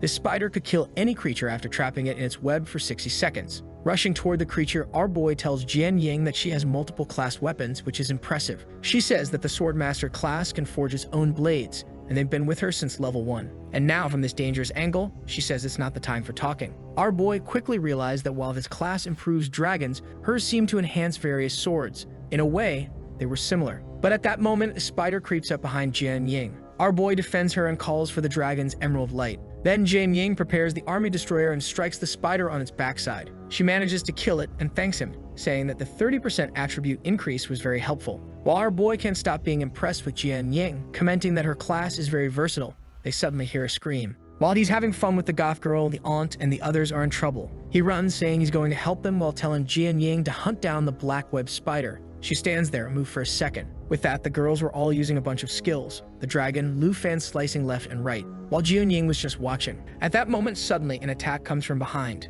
Luckily, she blocks one with her sword, and the other three are stopped by her skill. She starts running, but Lu Fan tells her not to stray too far with that injury. The other girls then tell him to go help Jian Ying since they were managing with the buffs. Our boy runs off and says he's leaving things to the aunt. After walking through the forest and passing under a web, he finds Jian Ying face to face with a black spider. However, unfortunately, our goth protagonist is all beaten up. Lu Fan keeps moving forward and tells Xiao Fi to use another emerald light. She turns and says she can handle it herself. But at that moment, the spider activates its ability that kills the target after 60 seconds. Lu Fan rushes past her and tells her to stop being distracted and follow the opportunity he was creating. With that, he activates a claw transformation skill that depended on the Emerald Dragon's power. He prepares the attack and sends a slash at the spider. The creature is cut in half, and Jian Ying is impressed that he took it down with just one attack. Even though he was ranked above her, his attack was as strong as her mountain destroyer. Lu Fan tells them to keep advancing together and uses the ring's speed buff. She sets her swords to circle around him while our boy moves forward. And now our goth girl wonders why, even seeing someone so strong ahead of her,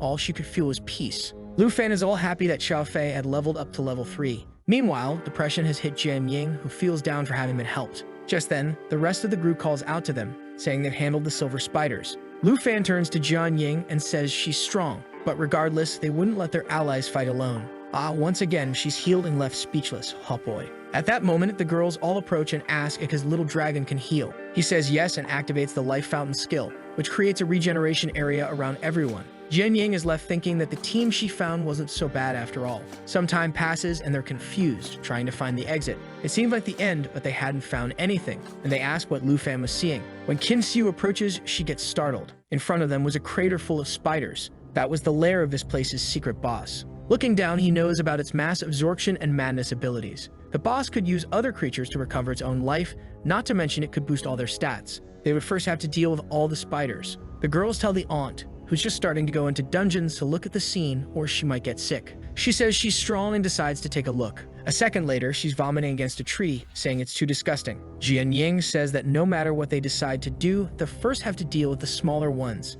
And Xiaomin mentions that other teams use a strategy of luring the small ones while others handle the boss. The problem is that this would take about 4 days, and the aunt says she didn't bring that much food. Obviously, Lu Fan raises his hand and says they don't need to follow other teams' strategies. The girls ask if he had an idea and what he was thinking of doing. At that moment, our boy just yells and calls for Xiaowei, telling her to assume the destroyer form. Xiaomin and Jian Ying are startled by the creature's presence, and the spider boss starts screeching up. That's when our boy tells Xiaowei to leave all the small ones to her. With that, she jumps toward the hole, and right then, he activates the cataclysm. Everyone is startled, and Jian Ying comments that it has as much power as a legendary dragon. Our boy then tells Xiao Fi to put his buffs on Xiaowei. Now he's really overpowered, using one dragon to strengthen the other. Man, the buff increases the stats a lot. The strength basically doubled. The spider boss starts screeching and sends a bunch of minions at everyone. Our boy asks Xiaomin and Qin Xiu to form a line and not let them escape, while he and Jian Ying would go after the spider boss. The creatures swarm, and the two dive into the madness.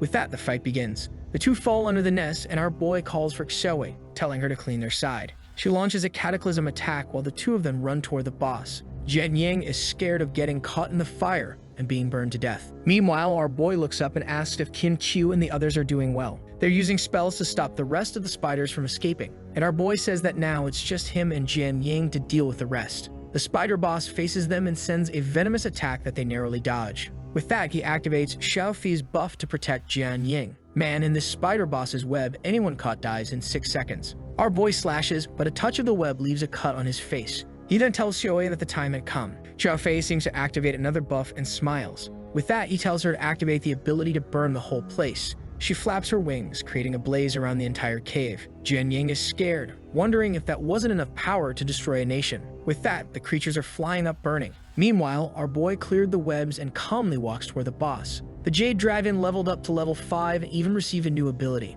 And now comes the moment everyone was waiting for. The evolution of the little green healing dragon 2. The little dragon girl, right guys? There's always gotta be one. But to forgive the Chinese, the art turned out pretty cool, so it's all good. The green light begins to shine from the heart, so to speak. And at that moment, a paw swings down toward Jian Ying's head. She barely dodges and now receives the Emerald Blessing, which also gives her 3 attack buffs. She commands her swords to strike, hitting the boss head-on. Her attack, which previously couldn't deal damage, now went straight through the monster. The buff not only amplified her attack, but also used the creature's own attributes. Our boy is just petting Xiao Fei, congratulating her on the evolution. He noticed how much stronger our goth girl's attack had become. And then he tells Xiao Fei to apply the buff once more on Xiao Yi. She flies off, sits on Xiao Yi's head, and activates it again. With that, she apparently drops 3 crystals on her head. Xiao Yi activates the ability to burn everything again, creating another explosion. And Jian Ying knows that based on the number of attributes, that blow had over 10,000 attack points. The boss starts writhing in agony, and our boy calls out to both of them, saying it's time for the final blow. The artist isn't stupid. In this angle, there's no protagonist, right guys? That's because he's already up above, blade in hand. And from there, the man strikes the boss's head, activating the blood pact with the dragons. Xiao Fei applies another buff on our goth girl, who sends a barrage of swords to assist our boy. With that, everyone levels up and the 2 dragons revert to their forms. Nisha Jianying asks our boy how many points he made, and he says about 1.3 million. She comments that with that power, it should have been much more. And he explains that it's actually because that's the limit for nightmare difficulty. Nisha Xiao Fei runs to hug him, and Xiao Yi is already getting angry. Meanwhile, our boy calls the other girls, and they show up. With that, poor Junying is left despondent, realizing that while she wasn't far behind in points in terms of power, it was a gap that couldn't be closed. With that, the mission was finally over, and they began opening the chests. And after all that had happened, Jian Ying agreed to join the team. Even the girls wanted the goth girl's number, but she said she didn't use a phone. To celebrate the new permanent team, the aunt prepares a dinner for everyone. In the following days, he kept hunting in the dungeon with the group so that everyone could level up. During the day, they had lessons on combat theory. But half a month passed, and there were only 2 days left until the freshman evaluation. Xiaofei was already at level 14 and Shou Yan at 19. The rest of the group was at level 22, and even the aunt was at level 18. Jian Ying was also getting stronger. She had evolved the ice sword and reached level 24. And wow, Xiaoman had equipped the venomous spider set and leveled up. This warrior was really getting stronger. But one day passed, and the aunt said she was going to prepare some food for everyone. However, as soon as our boy stepped out of the portal, someone called for him. There was another goth girl with purple hair who said that President Zhao had something important to tell him. Our boy wanted to know what he wanted to talk about, especially right before the freshman evaluation. He asks if she knows what's so important. She just responds that he'll find out when he gets there. The group is talking about rank changes, and the woman asks if our boy is worried about that. He explains that lately, he hasn't had time for anything since he leaves the dungeon, goes straight to class, and then to bed. She then explains that everyone is now starting to duel for points because of what happened on the first day with him. Besides that, Hong, who got beaten up by him, has become the new standard. When someone is weak, they say they're worth 1 Hong. When someone is strong, they say they're worth at least 100 Hong. In the president's office, she tells him to go in as they've been waiting for him. As soon as our boy opens the door, the guy tells him to come in. He explains that the national test, which he had promised our boy would participate in, had been moved up. It was supposed to be in 5 months, but it was pushed forward to 2 months from now. It seems a certain Jin Chenghan is about to reach level 60 and go through the 3rd transformation. Lu Fan quickly realizes this looks like a plan to give this guy an advantage over everyone else. The president says that pitting a bunch of people in their 2nd transformation against this guy will make him an easy winner. The president stands up and says it's a shame that the promise they made will be fulfilled in such an unfair way. At best, he'll be in his 2nd transformation, and facing level 50 experts might just get him killed. He tells our boy that he won't have much time to prepare and asks if he really still wants to be part of this. To make it dramatic, he calls out President Zhou's name, and he says this is his chance to join the expert ranking, so he's not going to miss it. Besides that, he's going to win. The president says that if that's the case, he'll still receive some resources to help him out,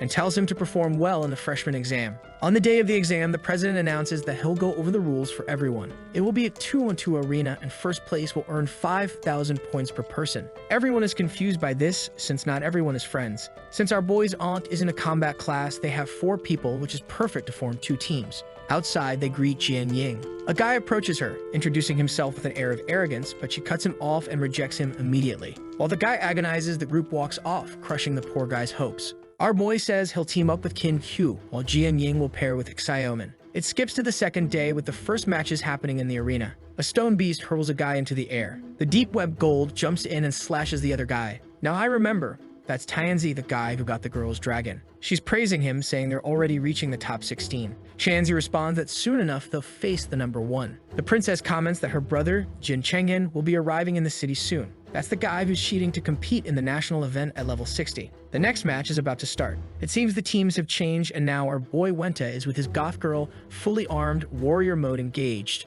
Now the 2 fools are already scared, seeing that Lu Fan and Jian Ying are on the same team. We see a bit of what happened earlier. When he mentioned teaming up with Kin Q, she said it wasn't necessary. They should go together to take first place, while she would team up with Xiaoman to secure second place. He didn't need to worry, they would do their best. And now both of them are in the stands cheering for our boy. He asks Jian Yang if she's interested in taking first place. She responds, of course. We see a bit more of the preparation arena. He had some treasures stored and began synthesizing some maps. Luckily, the quality increased and he received another one. With that, he got a location in the Flying Dragon Cemetery, an area from level 45 to 60. That's when the announcement was made that it was time for the two of them to enter the field, and our boy was excited for the freshman test. In the arena, Jin Ying asked if he was confident against another dragon tamer. He said they could bet that they would win alone. She asked if he wasn't going to summon anything, and he said it wasn't necessary. All this time fighting alongside her, he realized they were quite similar. And if they won, he wanted to know the characteristics of the Swordmaster class she had. At that moment, the test begins and Tianzi charges at the two of them.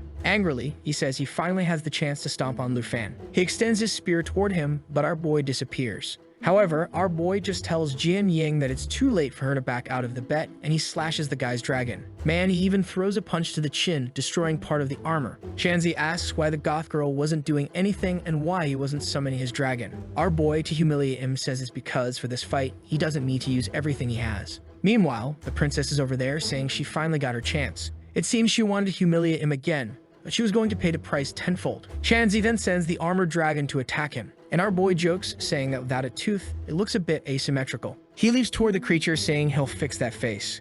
In midair, the dragon stares him down, but our boy lands another solid punch. People are shocked that he knocked down a dragon with a single punch. The princess points at Shanzi and tells him to finish off Lu Fan quickly. He jumps toward our boy, saying he will obey orders. He commands the dragon to activate a tail strike. Knowing that the boy is a tamer, he shouldn't have many movement skills. And with attacks coming from both sides, there was nowhere for him to dodge. However, the blows hit the ground and nothing happens. Our boy was already sitting on the remains of the creature's prey and asks if that's all he can do. Shanzi knows that this earth dragon is many times stronger than a beast of the same level. But even so, our boy wasn't having any difficulty. Suddenly, the princess tells Tianzi to get out of the way. She asks how he's at such a disadvantage when the boy hasn't even summoned his dragon yet. She couldn't recommend him to her brother or even send him to the Taichi Kingdom. She uses her ability on the dragon, saying that apparently the princess would have to solve this. Lu Fan remembers that this ability turns the person into a monster, and the earth dragon becomes all distorted and shrouded in a purple aura. It roars upward, and Lu Fan knows things just got complicated. In the arena, everyone comments that the creature looks more like a demon from hell. A frightened Jian Yang starts activating her swords, but our boy tells her to wait and not forget about the bet. He had already experienced this ability once before. At this, the princess tells Jian Yang to attack and take advantage of the buff she gave her, while thinking she's going to steal that damn black dragon from this loser Lu Fan. The princess asks where the attributes are that he claimed were so strong he didn't even need the dragon. But then our boy activates the ice dragon's fury ability. With that, Tianzi's creature is completely immobilized. Also, the two of them are freezing and can barely move. Our boy says that this black magic of hers really strengthened that creature beyond him, but attributes weren't enough to overcome what he does. He runs asking if she really wants his black dragon, and launches an attack in her direction, saying she wasn't worthy. However, Tianzi steps in and defends her. At that moment, the earth dragon breaks free and launches an attack at Lu Fan. He teleports to its back. He activates another spell and uses the blue dragon's roar. People can't understand how it's possible for someone to have such physical strength and magical power at the same time, and Tianzi watches from the side, incredulous. They were both dragon tamers, so why were they so different?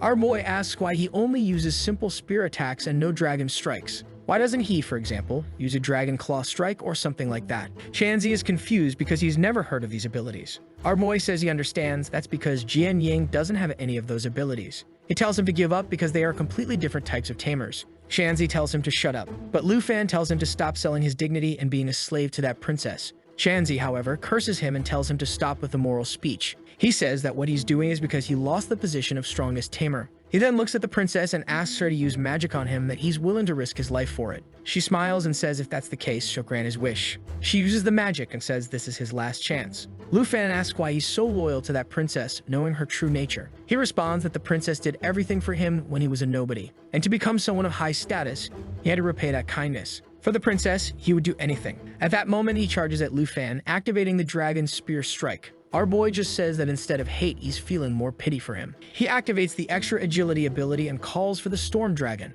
Shanzi is startled, and our boy delivers a dragon fang strike. Man, the transformation didn't last long. He just apologizes, releasing smoke. Meanwhile, the princess is scared and knowing she's next. She falls backward, saying that if our boy touches her, her brother will seek revenge. But our boy lands the first slap across her face and tells her to go ahead and let her brother know because there's something he owes him. With that, she's left devastated while everyone laughs at her. The president asks everyone to be quiet. He announces the end of the match with our boy and Jian Ying having won. To be honest, I would have preferred if she had participated a little more, right? She was just watching. What's up with that? However, the president turns to another staff member and tells them to take Lu Fan to his office right away. In the office, the president says he's learned about his connection with Princess Jinsu, but he'll have to understand that now he'll face criticism because of it. Our boy says he knows the princess was manipulating Tansy. The president then hands him something, saying this is why he was called there. He also tells him to stop participating in the event because there's no longer any need. Our boy asks if his performance was bad, and the president says it's actually the opposite because they realize he's strong enough to participate in the national test. On the tablet, there are some secret dungeons that are extremely expensive to buy. The president says he can choose one and they'll try to win it at auction. Our boy comments that it's expensive, but the president says they won't spare resources to help him get stronger. That's when our boy says he's found what he wants: the Flying Dragon Cemetery, which is a dungeon above level 55. The next day, the semifinals with our boys group are announced. However, the president announces that Lu Fan's group has withdrawn from the competition. Everyone is confused, wondering if it's because of yesterday's incident. In the dungeon, our boy apologizes to Jian Ying, saying she can't participate because of him. She says it's fine since they'll get the points either way. Besides, she was excited to be in this secret realm with him, as there would be a lot more experience to gain. At that moment, a red-haired guy from above calls out to them. He comes down and tells them not to worry. He introduces himself as being from the secret guild of hunters, known as the Black Rat. Our boy points upward, and the guy says it looks like they're here for the Flying Dragon Cemetery, and he informs them that since they won the bet, they should follow him or her. I'm not sure. Up ahead, she says they spent a lot of money and asks for their levels. Our boy says he's level 25 and Jian Ying is level 24. The Black Rat is shocked and asks if they've lost their minds since that place is meant for level 55. He says he'll contact the academy because they must have made a mistake. Our boy was about to tell him not to worry when part of a tree got cut down. The trunk toppled over, and everyone started running. In that moment, Lu Fan activated the Blue Dragon's ability and electrocuted the flying creature. The Black Rat was confused and asked if he was really just level 25. After all, that was a level 50 creature. Our boy simply told him not to worry, that those creatures weren't a problem for them. I think the guy says, all right, and then says he'll show them the way. A bit later, he opened up some bushes and said that was the entrance to the Dragon Cemetery. The teleport was connected to that tree. He then departs, saying his job there was done. However, our boy wanted to befriend him as this guy manages secret dungeons and he might need more information. The Black Rat was a bit confused, wondering why. Lu Fan told him not to worry, he would always pay for any information. Since he was looking to negotiate just for locations, he figured there wouldn't be a problem. The guy says, all right, 100,000 for the information, and we'll be friends. Our boy shakes hands and says the deal is done. The Black Rat is impressed, wondering if all the people at that academy are this rich. Meanwhile, Jian Ying says she's heading out because he talks too much. Lu Fan is excited because at the top of the tree is where the map is pointing them to go. But at that moment, both of them are startled. A horde of level 50 flying dragons was coming their way. Our boy tells Jian Ying to get ready. There's a girl at level 25 killing level 50 creatures. She throws her sword into the air to get the dragon's attention. But one of them comes straight at Lu Fan. He summons Shou Yi, who arrives with her mouth full of fire. At the same time, Jian Ying feels a creature coming from behind. In full swag style, she dodges. She curls a sword at its head and finishes another one off. However, that's when she realizes she's fallen from the tree. She starts calling for her broadsword to fly out of there. The problem is that in the middle of the fall, it looked like the dragon was going to reach her first, but our heroic boy throws himself toward them. He finishes the dragon midair and extends his hand to her. With that, she grabs it and he sinks his dagger into the tree. After slicing through a lot of stuff, they finally stop. Our boy tells her to be more careful since their destination wasn't down there. Blushing, she says she's been saved again. But at that moment, they both notice something else approaching. Out of nowhere, a giant white dragon passes by the two of them. Our boy calls for Shou Yi, who's all beaten up, until a skeletal dragon appears in front of her. The creature lunges to bite her, and she's just standing there. Man, it looks like it hit her hard. Our boy jumps with Jian Ying, and the two face the berserker bone dragon. He tells her not to worry. Shou Yi should be fine. With that, he starts running, but Jian Ying warns him to be careful. Our boy calls for Shou Yi and tells her to enter destruction mode. She was indeed in the dragon's mouth. She shifts form, destroying the creature's entire jaw. He immediately summons Shou Fei and tells her to give the Emerald Blessing. With 3 crystals on her head, he calls Shou Fei to come along. He leaps with his dagger and she lets out a roar. The creature is stunned and Lu Fan lands another blow. But suddenly, it activates a bone storm and starts tearing everything apart around them. Suddenly, a red attack streaks across the dragon's head, and a sight starts dismembering it.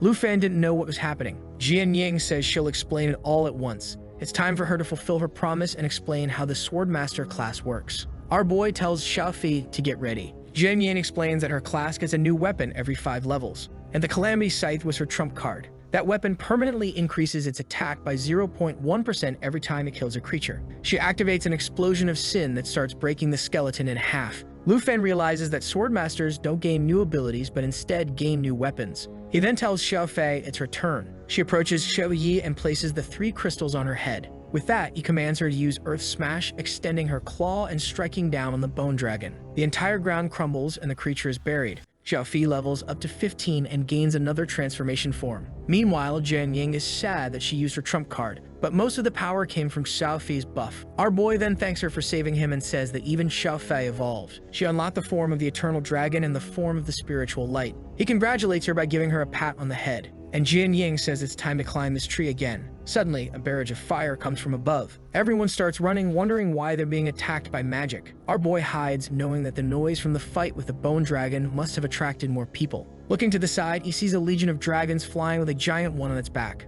Man, that one really looks like a final boss. In Xiao Fi's light form, she can grant the abilities of Soul Protection and Soul Impact. He then tells Xiao Fi to assume the light form and stay close to Xiao Ye. He starts running and tells Jian Ying to follow. They are heading straight to the top. With that, the 2 dragons transform once again. The Soul Protection would increase attributes by 200% and absorb part of all incoming damage. The only problem was that Xiao Fei wouldn't be able to do anything else. Man, Xiao Yi already had 26,000 strength. Jian Ying is impressed, and our boy explains that Xiao Fi's buffs are even stronger on other types of dragons. Now the birds in the sky launch a barrage of attacks. Our boy tells Xiao Yi not to counterattack, just to keep moving forward. Easily, Xiao Fi's spiritual form was absorbing everything. She already had a 10 on her head, and our boy tells her to use the key explosion. With that, she releases everything she had absorbed and sends an aura upward. The poor dragons start falling from the sky. Jian Ying asks about the new ability, and our boy explains it to her. She's impressed to see that the dragons had evolutions far more complex than the weapons.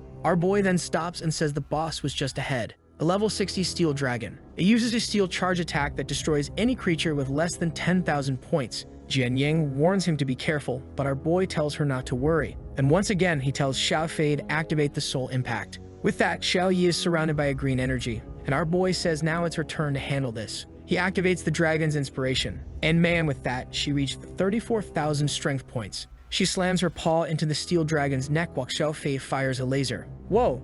They tore off its paw. The dragon immediately turns to the 2 of them, and Jian Ying activates her power, saying they need to run. Trying to create an escape opportunity, she activates the explosion of sin and hits the dragon's neck. Who would have thought our goth girl was this strong? Or maybe not that strong, since the steel dragon tanked the attack. She tells Lu Fan that, unfortunately, she can't deal any damage, and he says it's okay. He understands her desire to contribute to the team, so he tells Xiao Fi to link with him. He stretches out his dagger and withstands the dragon's attack. At the same time, Xiao Fei strikes its head from above. With that, they finish the boss and everyone celebrates. Xiao Fei also gains a new intimidation ability. Jian Ying, as impressed as always, also levels up to 25. Our boy comments that she's been talking a lot lately. He says spending so much time with him is starting to change her. Our boy says the first time he heard her voice, he thought it was adorable. She gets embarrassed, wanting to know what's with this adorable voice thing. With that, they keep talking and walking through the forest. Meanwhile, the 2 dragons are biting at each other, wanting to kill this girl. At the top of the tree, among a bunch of cocoons, there's a blue dragon egg. Our boy then asks if she unlocked a new weapon upon reaching level 25. She shows the new sword and says it seems really good because of its agility effect. The sword could split into thousands of petal blades, each dealing 10% of the original damage.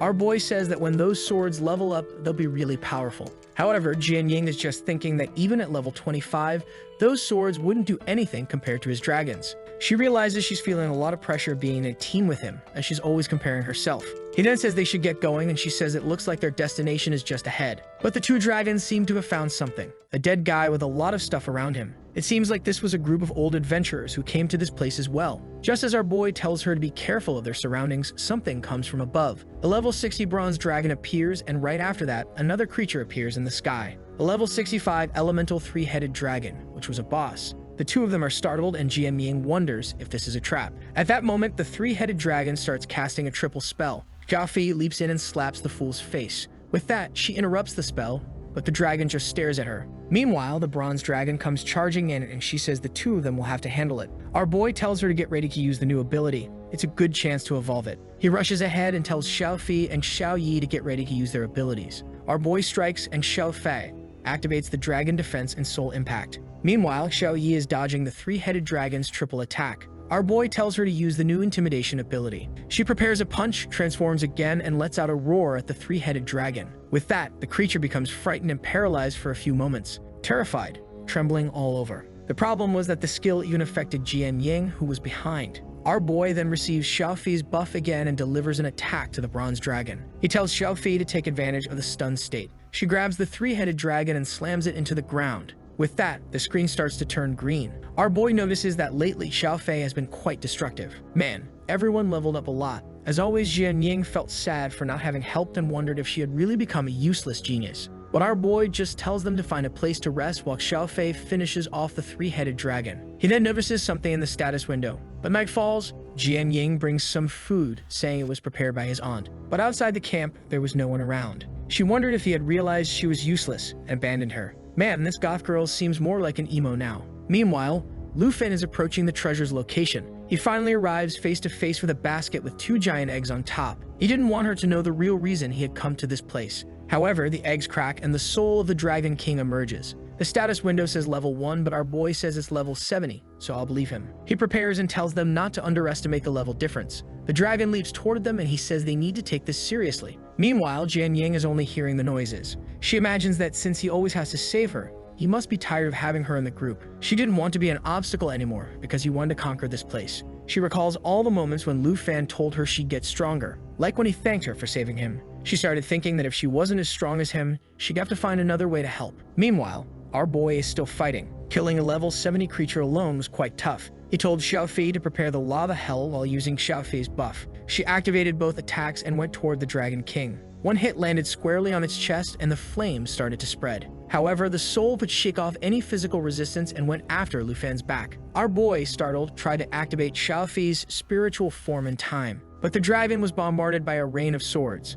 Our boy didn't know what had happened. Obviously, Jian Ying had arrived to help our boy. This was the new ability she had received, and she told our boy not to worry, that she wouldn't take any risks. Our boy just smiled and said he understood. He activates a new ability from Xiaofi that grants 2 buffs, not only to her, but to everyone around. Additionally, she now had 12 attack buffs and 12 defense buffs. Our boy tells Xiaofi to go after it. With that, she charges at the dragon and slams it down. Lu Fan prepares a spell and uses the blue dragon's fury. But suddenly, a golden light shines in the sky, and our boy recognizes it as a boss's magic. It replaced the boss's abilities with the dragon language abilities, which were much stronger. He sends an attack in Xiaofi's direction, who creates the Apocalypse Fall, dealing 2000% damage. Man, the whole place gets wiped out. And when the smoke clears, Xiaofei had saved the poor souls. Otherwise, everyone would have died. Apparently, the dragon killed itself to make that attack because even Jian Ying leveled up, saying she was scared she might have died. Once again, everyone advanced, with our boy reaching level 29. Our boy noticed that Xiaofei was jealous and kept complimenting her.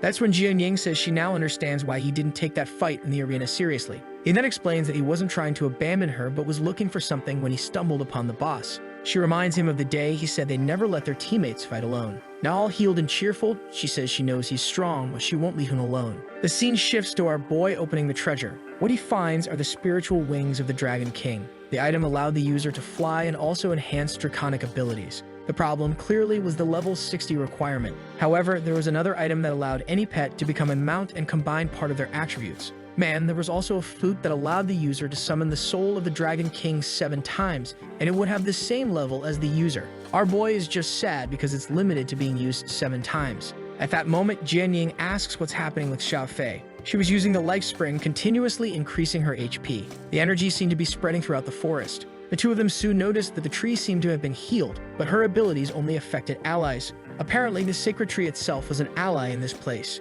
He continues to observe as the plants seem to be moving. Suddenly, one of the roots stretches toward him. At the tip of it appears a seed from the sacred dragon tree. It says that he would need to kill the abyssal dragon and the devourer and submerge the seed in their blood. With that, he would receive the favor of the true master. a dragon of life, which was the root of all things. He imagined that this abyssal dragon must be a creature close to level 80, so he would have to wait a while before attempting it. But he praises Xiao Fei, saying that if it weren't for her, they would never have found this secret treasure. Then he gets an idea and asks if Xiao Fei could eat that flute. This is because she had a natural assimilation trait that allowed her to devour equipment and convert the stats into abilities she possessed. He gives it to her to eat, saying it might not work because it was a consumable. Immediately, she swallows it, and our boy knows that if it doesn't work, he's lost the item for good. However, the flute is assimilated and he gains its ability. Right away, she uses it, and the shadow of the dragon appears on her back. Since Xiao Fei was level 18, the dragon that appears is also level 18. Jian Ying is shocked, realizing he has a pet that has its own dragon pet. She says they need to return because everyone must be worried. However, he tells her she can go ahead, as he still has something very important to do. It seems we will see what happened with the egg because we're back at the academy. Our boy, arms crossed, says it's time they talk about this. He complains about the two constantly fighting and tells them to look at that egg. Another family member was about to arrive, so they should treat this new one well. The item is a stellar dragon egg, and our boy says to consider it a new member of the family. He uses the ability, eager to see what will hatch this time. However, the talent doesn't activate, and the egg remains intact. That's when he sees that to hatch another creature, he needs to become a dragon master by reaching level 30. But considering he was already level 29, it might not take too long. He then tells the two that tomorrow will be another day in the spider forest. The next day arrives. Qin Shu and Xiaoman are knocking on the door, wanting to know where our boy is. He wakes up groggy and she tells him he needs to check out this post that's been circulating around the school. He's confused, wondering if he was woken up to look at a social media post. The message said that Lu Fan dropped out of that championship match because he was afraid of losing. He asks who these people from the Fengyun Pavilion are, claiming he's scared. She explains that the group has the Academy's number 6 and number 3, with more than 30 members. Our boy feels a bit disappointed that he's the school's number 1, but everyone thinks he's afraid of these Fengyun Pavilion guys. Xiaoman explains that the leader of that group, Jiang Fengju, said he's going to take Lu Fan's number 1 spot. This could also cost him his qualification for the national championship, and our boy already understands what Jiang is trying to do. However, he just smiles and says that if they want fun, they'll get it. He borrows her tablet and says he's going to respond, as that's what they're looking for. The scene shifts to the arena area. A member of the pavilion named Xu Jing sees the message on his laptop and informs the leader, Jiang Fengju, that Lu Fan has responded. At that moment, two side characters charge at him. However, the real side character activates his power and sends out a bunch of clones. The side characters of the side character are impressed with the side character. But that's it, right guys? He smashes them and they fall to the ground because, well, you know how it is. Xiaoman shows the post and says he needs to check it out. The leader says that Lu Fan is very arrogant for challenging the entire pavilion. He tells them to respond, telling Lu Fan to come to this arena after tomorrow's final. And obviously, the entire pavilion gathers because that's what he wants. He's going to show this guy who the real number 1 is. In the post, our boy called them trash and said if they really want to know who's number 1, they should challenge him to a duel.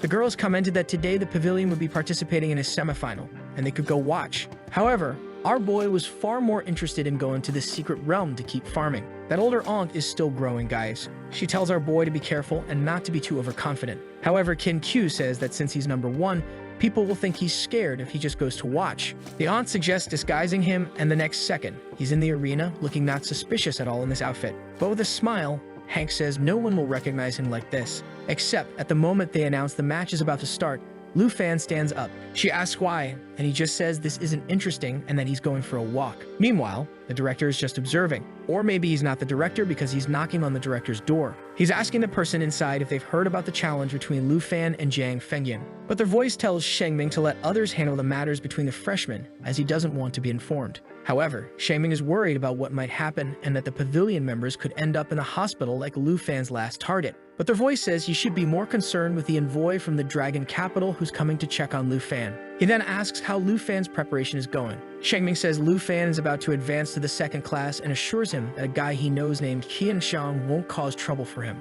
However, the voice warns that the envoy this time would be a man named Ruan Chengfeng. The president knows that this Ruan Chengfeng was affected by the dispute between our boy and the princess. And the voice says this guy once held a high position but has been losing rank, and now he's just a city envoy. They ask why he is silent and apologize. They explain that if this guy is the envoy, Lu Fan will face many difficulties. However, the voice just says that Lu Fan is his personal selection, and that's why he's being sent. The president says he understands and will help the boy advance to the 2nd class as quickly as possible. The voice then says they were looking forward to watching the exciting event tomorrow. Meanwhile, in the training room where points can be earned, a guy is thrown out. People were saying that there was someone inside at level 29, but it was impossible to beat them. Our boy wanted to farm the spider dungeon, but he was there waiting for them to finish the match. At that moment, another challenger appears. And man, what arrives is clearly the biggest danger in the story. The girl shows up with 36 frames, waving to our boy and asking if he wants a fight. He calls her miss, and she replies that since his level is lower, she'll let him start. Our boy just says there's no need for that, and she can go ahead.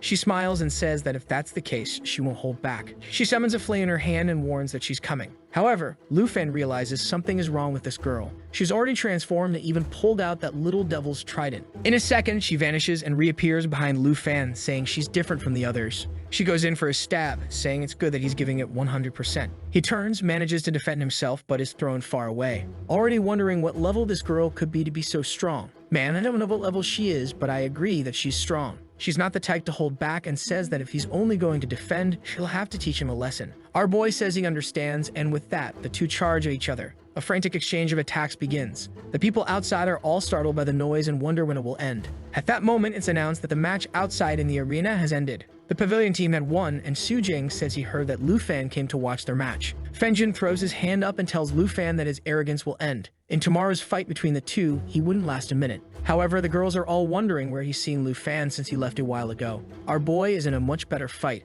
Or rather, he's in a much more dangerous fight, trying to figure out who this powerful senior is. She lifts his cap and says he's getting used to her movements too quickly. However, Lufan had already realized that if she wanted it, she could have finished him off much faster, so why was she dragging this out? The older sister says he seems like a man with little energy, but he has a handsome face. She gets closer and asks why he's been hiding it. Even our unstoppable Lufan is a little flush right man. He apologizes, saying that unfortunately, he has to take this call. Then he tells her that he has to go, but first he wants her contact. She replies that she didn't think he was bold enough to ask for the number of a girl he just met. He is all flustered, saying he just wanted to plan another training session. But she doesn't give him her number and says if he wants to see her again, he should just open another one of these point rooms. Our boy is left wondering if she's a teacher. After all, he clearly didn't stand a chance against her, and in the end, he still earned the 100 points. He runs out, desperately calling for her, wanting to at least know the identity of this crazy woman. However, at that moment, someone calls out to our boy. It's his aunt and her friends wanting to know why he's in such a hurry. He heads toward them exhausted, wanting to know who that mysterious woman was.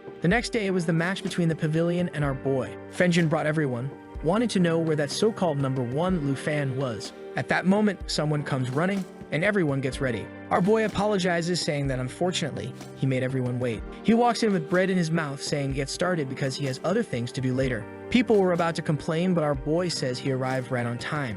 Lufan then says he doesn't know what level everyone in the pavilion is, but they could start with everything right away. The bald guy, who is probably going to be one of the first to get beaten up, asks if our boy is looking for death. However, Fengyun says enough talking and announces he's betting 7,000 points on this fight. Our boy says he forgot about that detail and says he alone will bet 17,000 points. Sujing says they don't have that much, but Fengyun tells him to shut up. If they won all those points, they wouldn't have to worry about anything else at the academy. So he declares that the pavilion will bet all the points they have in this fight. Lufan smiles and says that if everything is at stake, they can begin. The leader warns the guy next to him that Lufan is probably going to summon that dragon girl. He tells everyone in the pavilion to be prepared. Lufan is just smiling, standing still, while everyone in the pavilion is already pointing their weapons at him. The leader gives the order to attack, and Sujing slams his staff on the ground, throwing out chains. That magic would immobilize Lufan for 5 seconds, and everyone jumps toward him, wanting to finish him off before he summons the dragon. However, Lufan easily breaks free and draws his dragon dagger. The leader strikes, not understanding how he easily freed himself from the control. At that moment, Lufan grabs him by the chest and throws him to the ground like a fool. Everyone is shocked that Lufan had thrown the guy to the ground without any effort. Sujing activates another spell and reduces Lufan's movement by 75%. He seizes the opportunity to cast a second spell and sends a barrage of explosions in his direction. However, Lufan is unharmed and smiling, asking if that's all the top examinees had to offer. Stepping on the leader's head, he says it looks like they were nothing special. Sujing wonders why Lufan seemed unharmed even though the magic hit him directly. Obviously, with a 10% increase in attributes due to the patches, none of that did any damage. Poor Fenjin is still underfoot, trying to break free. He uses his ultimate skill, creating a bunch of clones around Lufan. While Sujing is in despair, the rest of the group says the leader will finally win now. Our boy raises his hand and says that since he won the championship, he'll show something even Chansey didn't get to see. Everyone is shocked. And man, he really summoned Xiao Yi. She flaps her wings and the barrage of fire starts destroying all of Feng Yun's clones. At that moment, everyone in the pavilion falls to the ground, wondering if that was a real dragon.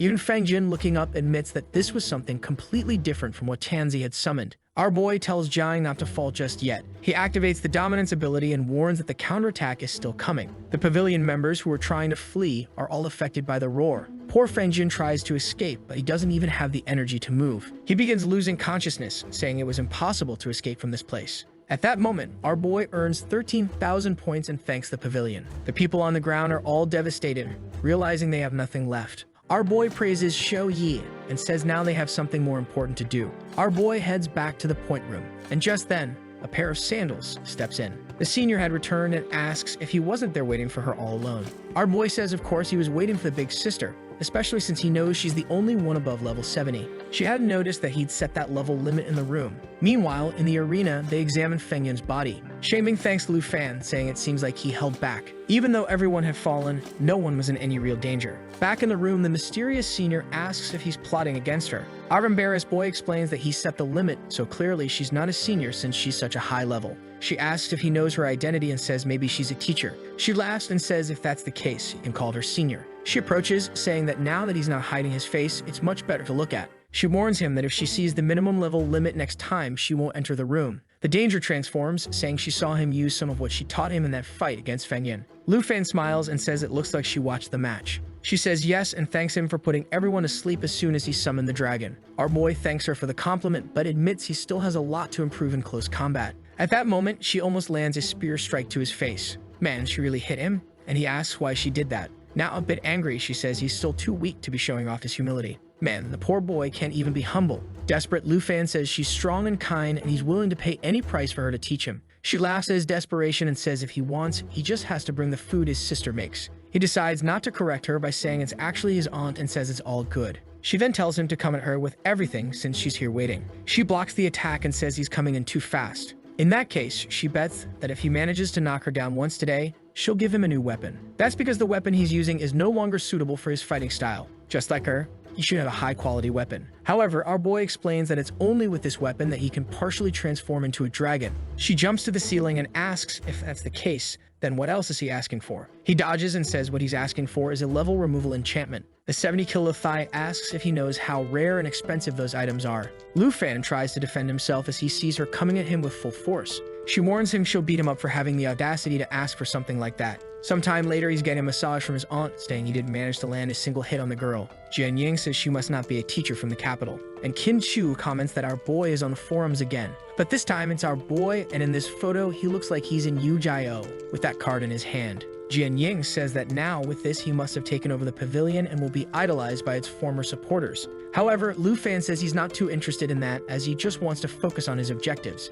Jian Ying then wants to know what those objectives are. Next scene, they're back in the arena dungeon for our boy to level up. After numerous tries, this had become incredibly easy. And finally, our boy reaches level 30. King Chu was happy while the aunt, as usual, was throwing up. The girls were excited for him to go to the class change hall. Walking through the academy, now everyone recognizes him as the guy who took down the pavilion. The boy even got a fan club, and that girl over there is holding the Yu Jiao photo in her hand. Ashe says it seems her friend was right, and now everyone has become a fan of our boy. The aunt then says they'll have no choice but to change his outfit again. Now, every time he goes out, he'll have to wear a hood, mask, sunglasses, and a cap. Our boy apologizes for being such a hassle to walk around with. Ashe says she wishes she were being followed by a bunch of people too. Jian Ying says no one at the school has ever reached his second dragon class, so he'll have to figure it out on his own. An excited Kim Q says this is his chance to make history in this place. Ashe pats him on the shoulder and says they've arrived, wishing him good luck. He thanks everyone and says he's going in. With that, he swipes his card and enters the class change hall.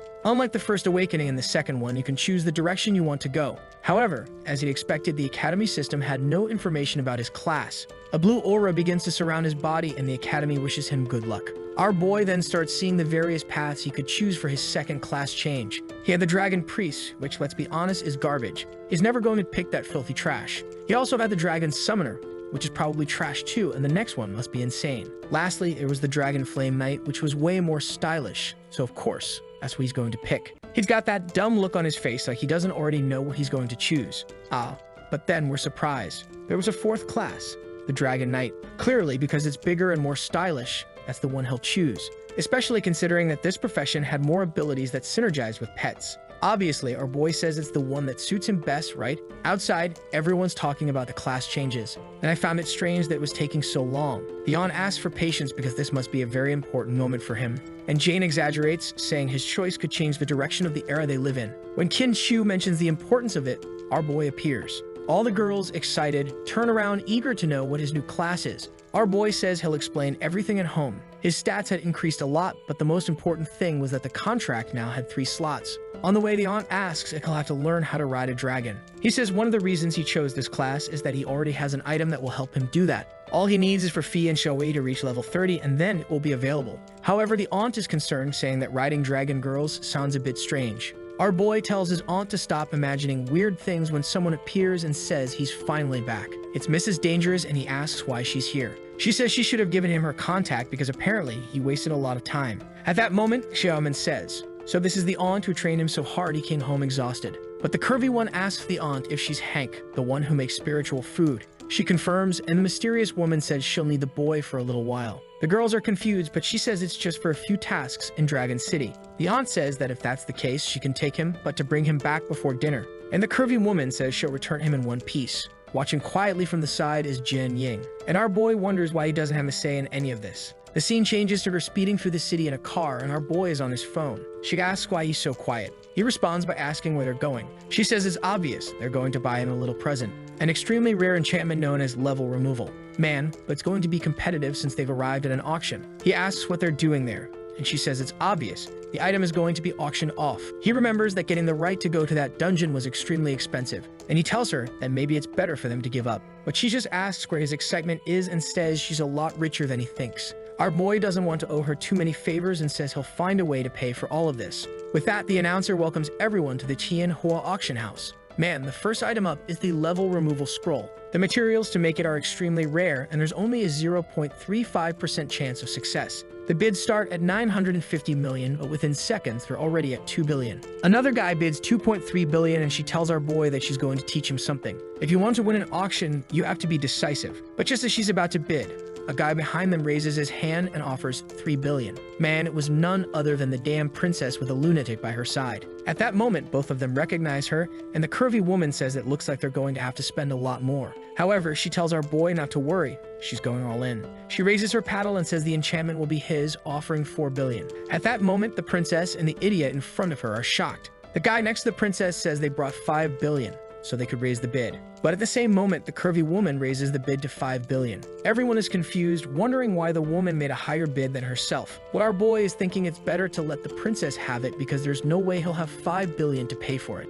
However, with that, they congratulate the girl whose name I still don't know. That's when the two in the back realize it was Lu Fan. They start heading to the VIP room. The princess is furious, saying that that despicable person was trying to mess with her again. She leaves the table, saying that as soon as her brother arrives, they'll deal with those useless people. The scene shifts to the VIP area. Wow, it can't be that with all this detail and attention, this woman came just to deliver the scroll. The nameless curvy woman hugs her and asks who the boy accompanying her is. She introduces him as her junior and says the scroll is a gift for him. However, her friend sees some mischief and asks if he's that kind of junior. She introduces herself to our boy as Du Yakshu, the owner of the auction house. Unfortunately, she's the wife of the curvy woman's brother. If you think about it, she donated 5 billion to a place her brother owns as well. So that's pure money laundering. Immediately, our excited boy opens the scroll he's been wanting so badly. Meanwhile, Big Sis swipes her card, already realizing her account is about to be emptied. She turns to Lu Fan and tells him he better think about how he's going to pay her back those 5 billion. Then she turns back and tells him there was another reason she brought him here.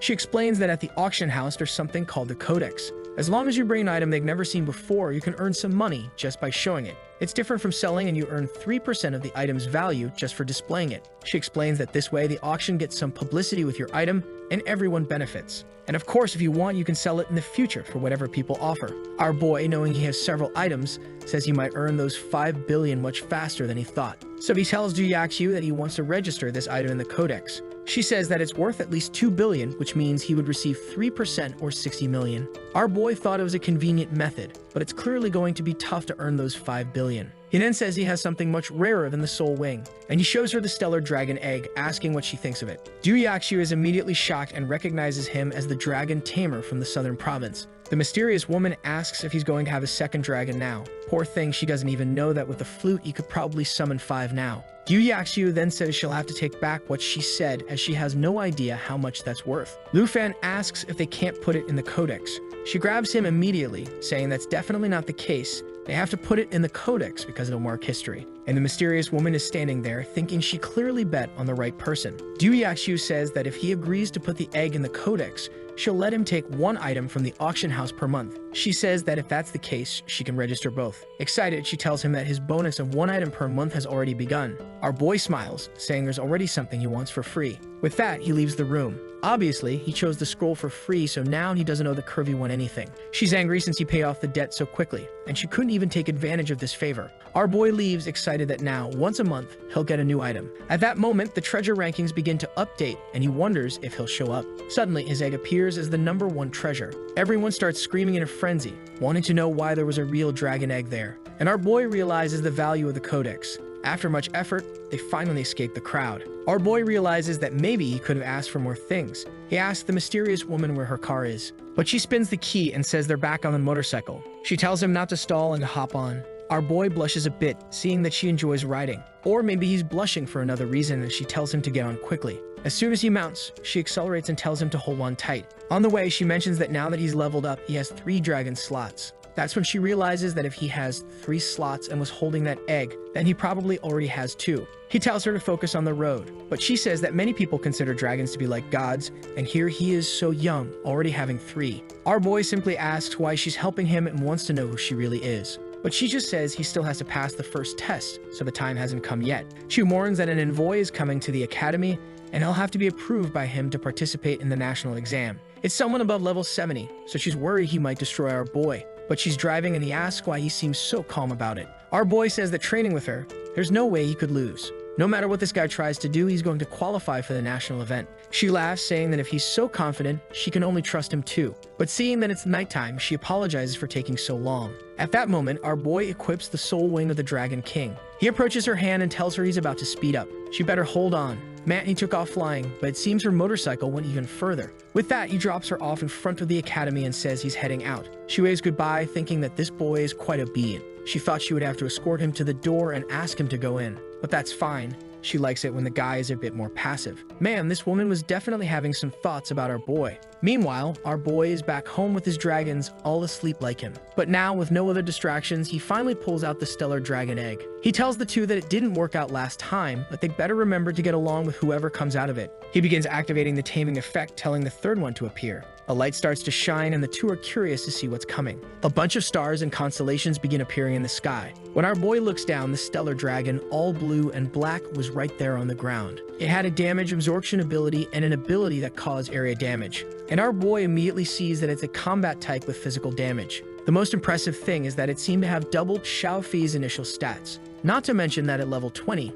with these base stats, it would already surpass 10,000 points. He thought Xiao Yi was specialized in physical attacks, but now he sees she's a bit more magical. Not to mention it had a stellar scale ability that seemed really good for absorbing damage for 60 seconds. As soon as our boy turns around, the dragon goes to punch Xiao Fei. When he sees them all surrounding him, he says it's time to name their new sister. Here he goes again, certainly with another Xiao name. He decides to name it Extinction, which means star. Xiao Yi doesn't seem to like it, and our boy says he'll try to come up with a better name later. But seeing the little dragon so calm, he figures the name must be fine since it didn't get irritated. The scene then shifts to the country of Tai Chi in the level 60 area. A group is in the middle of a desert. A knight asks Shenghen what the problem is. This guy is the princess's brother, and it seems she asked him to avenge her against a certain person. The girls in the group ask if she's being humiliated over in Dragon Country. The brother says yes, and apparently it wasn't just once. That girl, even as she grew up, was still pampered by him. A guy with glasses asks if he's going to Dragon Country to kill him, and Chenghen just replies that of course he is. As her favorite brother, he would help eliminate any problem she had. And he says that when he gets the last piece of the curse set, he'll head to Dragon City. Not only will he help his sister, but he'll also destroy that country's future. The strongest person this year will be from Tai Chai. The group says that if he participates, victory is guaranteed. In the following weeks, Lu Fan's life calmed down and he regularly had intense training sessions with his teacher. The best option was still the Spider Cave, so he kept going there every day to level up his dragons. The girls in the group had all reached level 30 as well. Now they were excited to evolve to the second tier. And now that his entire team is about to evolve, they can finally go to a more advanced dungeon. Jian Ying unlocked the Sword Dancer class. Since she's not the strongest, it's a class with effects that can help the group more. Qin Shu, on the other hand, decided to follow a more aggressive path, given that Xiao Fei handles the healing. Our boy comments that only one more is left. Xiaoman seemed really excited and Qin Shu asked what class she got. With all that excitement, it seemed like it must have been something secret. What she unlocked was the Water Ripple Swordsman profession, which is part of the magical fencing set, one of the hidden classes. Jian Ying congratulates her, saying that unlocking a hidden class in the second evolution is much rarer. Our boy comments that she was a bit weak for the team anyway, and she threatens to take him down. However, he gets a call from the president informing him that the national envoy was arriving. The next scene shows them all in the auditorium. Gu Han tells him that the person coming to evaluate them is called Xian Feng, a level 76 knight. On the stage, our boy sees a guy holding a staff, and he remembers that staff was the second most valuable treasure in the auction codex. He then asks Gu Han if she knows who the person in the cloak is. She explains that it's the new president of the Dragon Academy, who took over 2 years ago. He asks what this person's abilities are, and Gu Han explains that no one knows anything about them. This person doesn't attend any events and even uses a voice modifier to communicate. At that moment, people announce that the envoy was arriving. As soon as they look back, the entourage enters, and Xian Feng immediately asks where the president of this place is. The vice president awkwardly introduces himself. However, the chubby knight just ignores him, saying he wants to speak to the president directly and doesn't want to waste his time.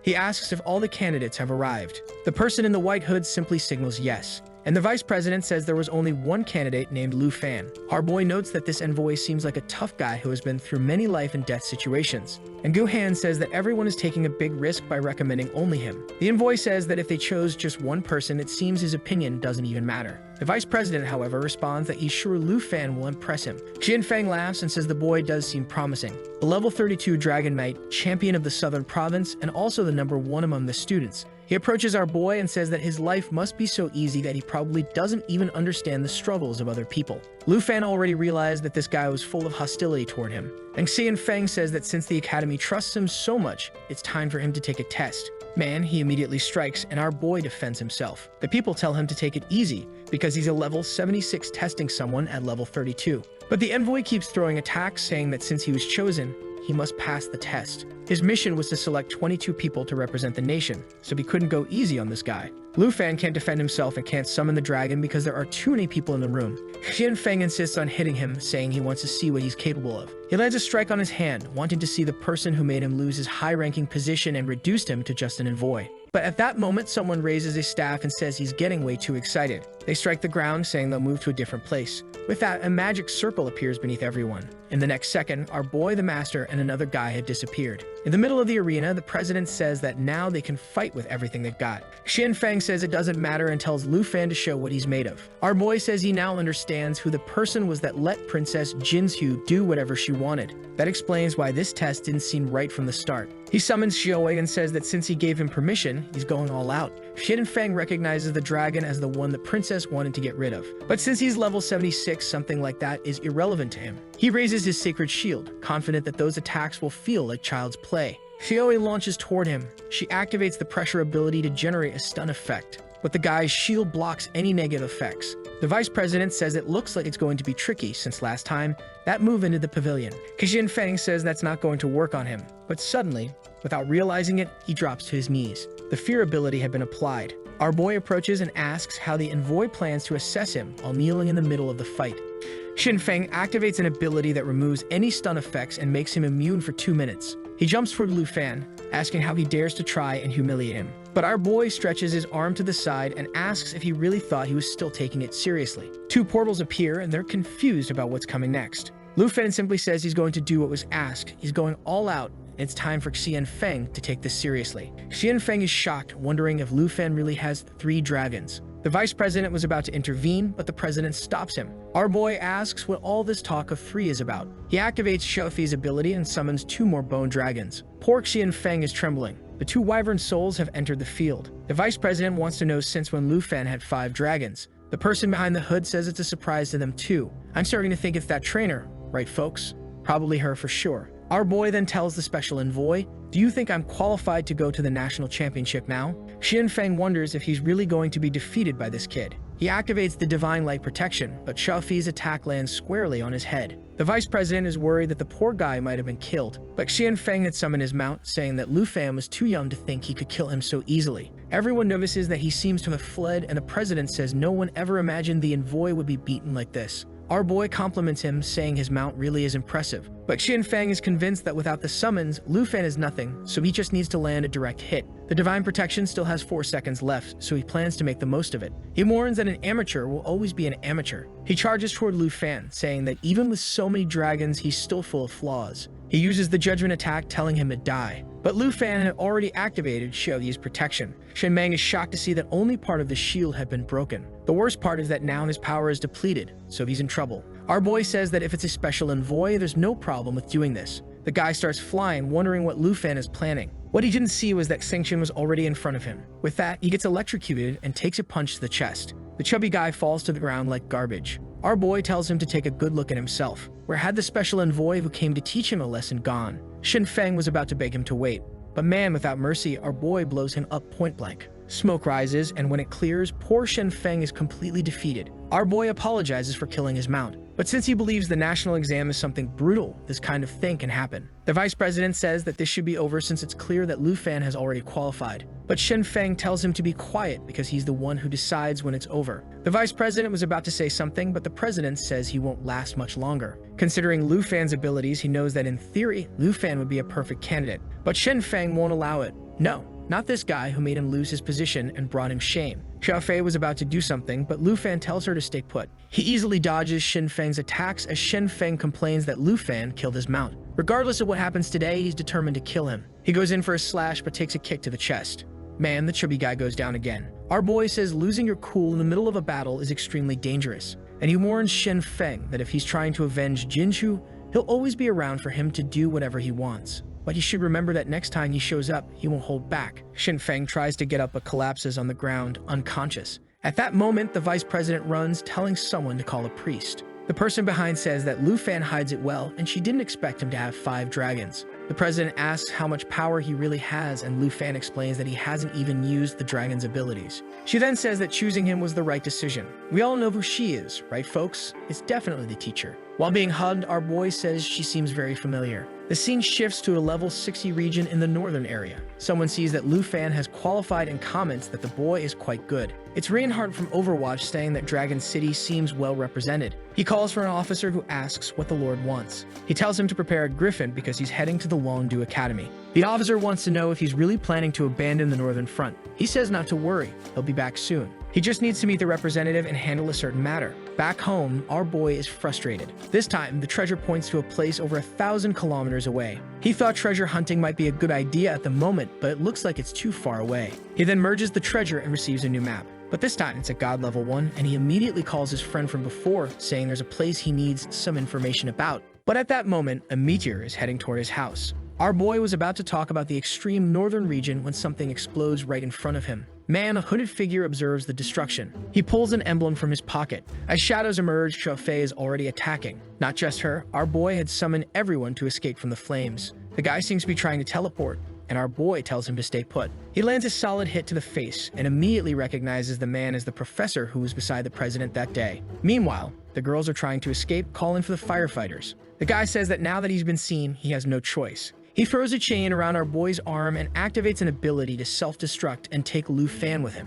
Lu Fan is confused for a second, but quickly realizes this guy's plan. The girls tell him to calm down, they'll help him. But the guy's fire core keeps building up. He starts swelling, telling Lu Fan that there's no escape today, death awaits them both. Lu Fan tells Xiaofei to prepare the Eternal Guardian to protect everyone. The whole group is then enveloped in a green aura. The value is already at 96%, and our boy knows this guy is about to blow himself up. He jumps toward him, saying the guy is crazy. But suddenly, a staff pierces through the man's chest, interrupting the ability. Lu Fan sees that it's Brahma's staff, the president's weapon. And with that, the chubby guy seems to be consumed by his own power. The staff moves and returns to the hand of the hooded figure. He then descends to talk to everyone, telling them not to worry, that he's fine. Auntie is crying and Kin Chu wants to know who that mage is. Looking at the corpse, he says he remembers seeing that person close to the professors. The vice president apologizes, saying he didn't expect an assassin to be after Lu Fan within the school. Our boy, however, asks why that man would do such a thing. The vice president tells everyone to calm down, that they'll investigate to understand the situation better.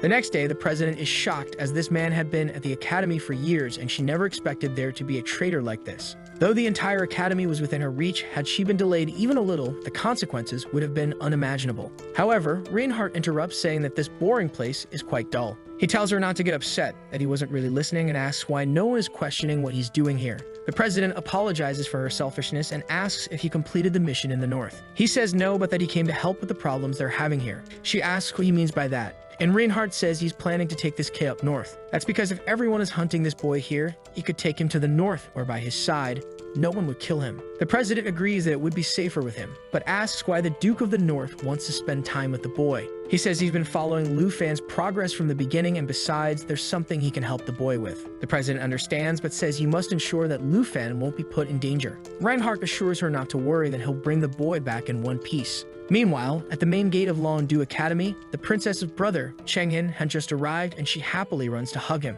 Chenghin tells her she's more important than any equipment. Jinchu asks if he'll help her get revenge. He replies that he'll definitely take down anyone who made her sad. Meanwhile, our boy had just received the map from that black rat. Jian Ying asks if he's going far, and Lu Fan admits that this time he's a bit intimidated by the place. The area on the map is vast, and he doesn't have much information about it. She then tells him that if he's going, he should say goodbye to everyone first. Just then, the doorbell rings, and he says he'll answer it, thinking it's the vice president. He opens the door, already talking, but who he finds is Reinhardt. Reinhardt says he hasn't brought the results of the investigation yet, but there's no need to worry, he's not a bad person. He explains that the bodyguards are asleep due to a misunderstanding and asks if Lu Fan can heal them. Startled, Lu Fan grabs his blade, since the bodyguards had been prepared by the president. But Kin Chu recognizes Reinhardt as her uncle and asks why so many people are passed out. In the living room, Reinhardt says it's a good thing Kin Chu showed up, or else Lu Fan would have attacked him. Lu Fan apologizes, explaining that he's a bit on edge since he's been under attack recently. Reinhardt laughs, saying he heard that Lu Fan took down the national envoy, so it seems like he doesn't need any help. Kin Chu mentions that the great hero who once stood alone against a beast storm is here at the academy. Our boy is impressed, saying he's heard that story before. The old man smiles and says every generation has its incredible figures, but right now he's more interested in Lu Fan. He came specifically to the academy just for him, to take him to the far north for training. He had already discussed it with the president, and it's the best option for Lu Fan before the national test. The girls are worried, and Jiang says he can't get hurt before such an important event. Reinhardt explains that the far north is indeed a dangerous place, but that's exactly why it's a great place to train. Our boy wants to go, considering there's treasure there, but the problem is everyone's safety. Jiang says that if he wants to go, he just has to say the word. Thanks to him, they've all advanced to the second level, so it wouldn't be easy for them to be defeated. Our boy immediately agrees, saying he'll go to the north. The old man celebrates, saying that if that's the case, they'll have to drink a lot and have a feast to celebrate. Our boy says he'll buy everything and wake the rest of the people for dinner. Later that night, we see them at the city's training academy. Look who's visiting again. Folks, we know who it is already. She says she's been really busy lately, but if he's up for some practice, they can start. But our boy says he's there to say goodbye. She looks confused. Lu Fan explains that he's heading to the far north, so they won't see each other until the national test. She grabs his face, saying that in that place, he'll definitely learn a lot more than by sparring with her. Our boy is a bit embarrassed. He says he has to go because he still needs to say goodbye to everyone. But she grabs him. She says she doesn't have much to give him, but she puts a necklace in his hand, saying it will keep him safe. Then she tells him to do his best in the far north and that the national test will be easy. She asks him to bring her a piece of ice that doesn't melt when he returns. With that, she vanishes and only her hair sways. This boy is a bit crazy, isn't he? He's just going to tuck it into his pocket. Sometime later, he's heading home, but someone is following him. Our boy asks how long this person is going to stay on his tail. It's Chenghin, who says it wasn't easy to find him. Lu Fan asks why he's being followed. Chenghin opens his arms, saying that he's heard a lot about the boy and introduces himself as Jinchu's brother. He is here to leave a like in this video. That helps Mamoru make more juicy content for his viewers. Activate the cheeky little bell, and I'm out.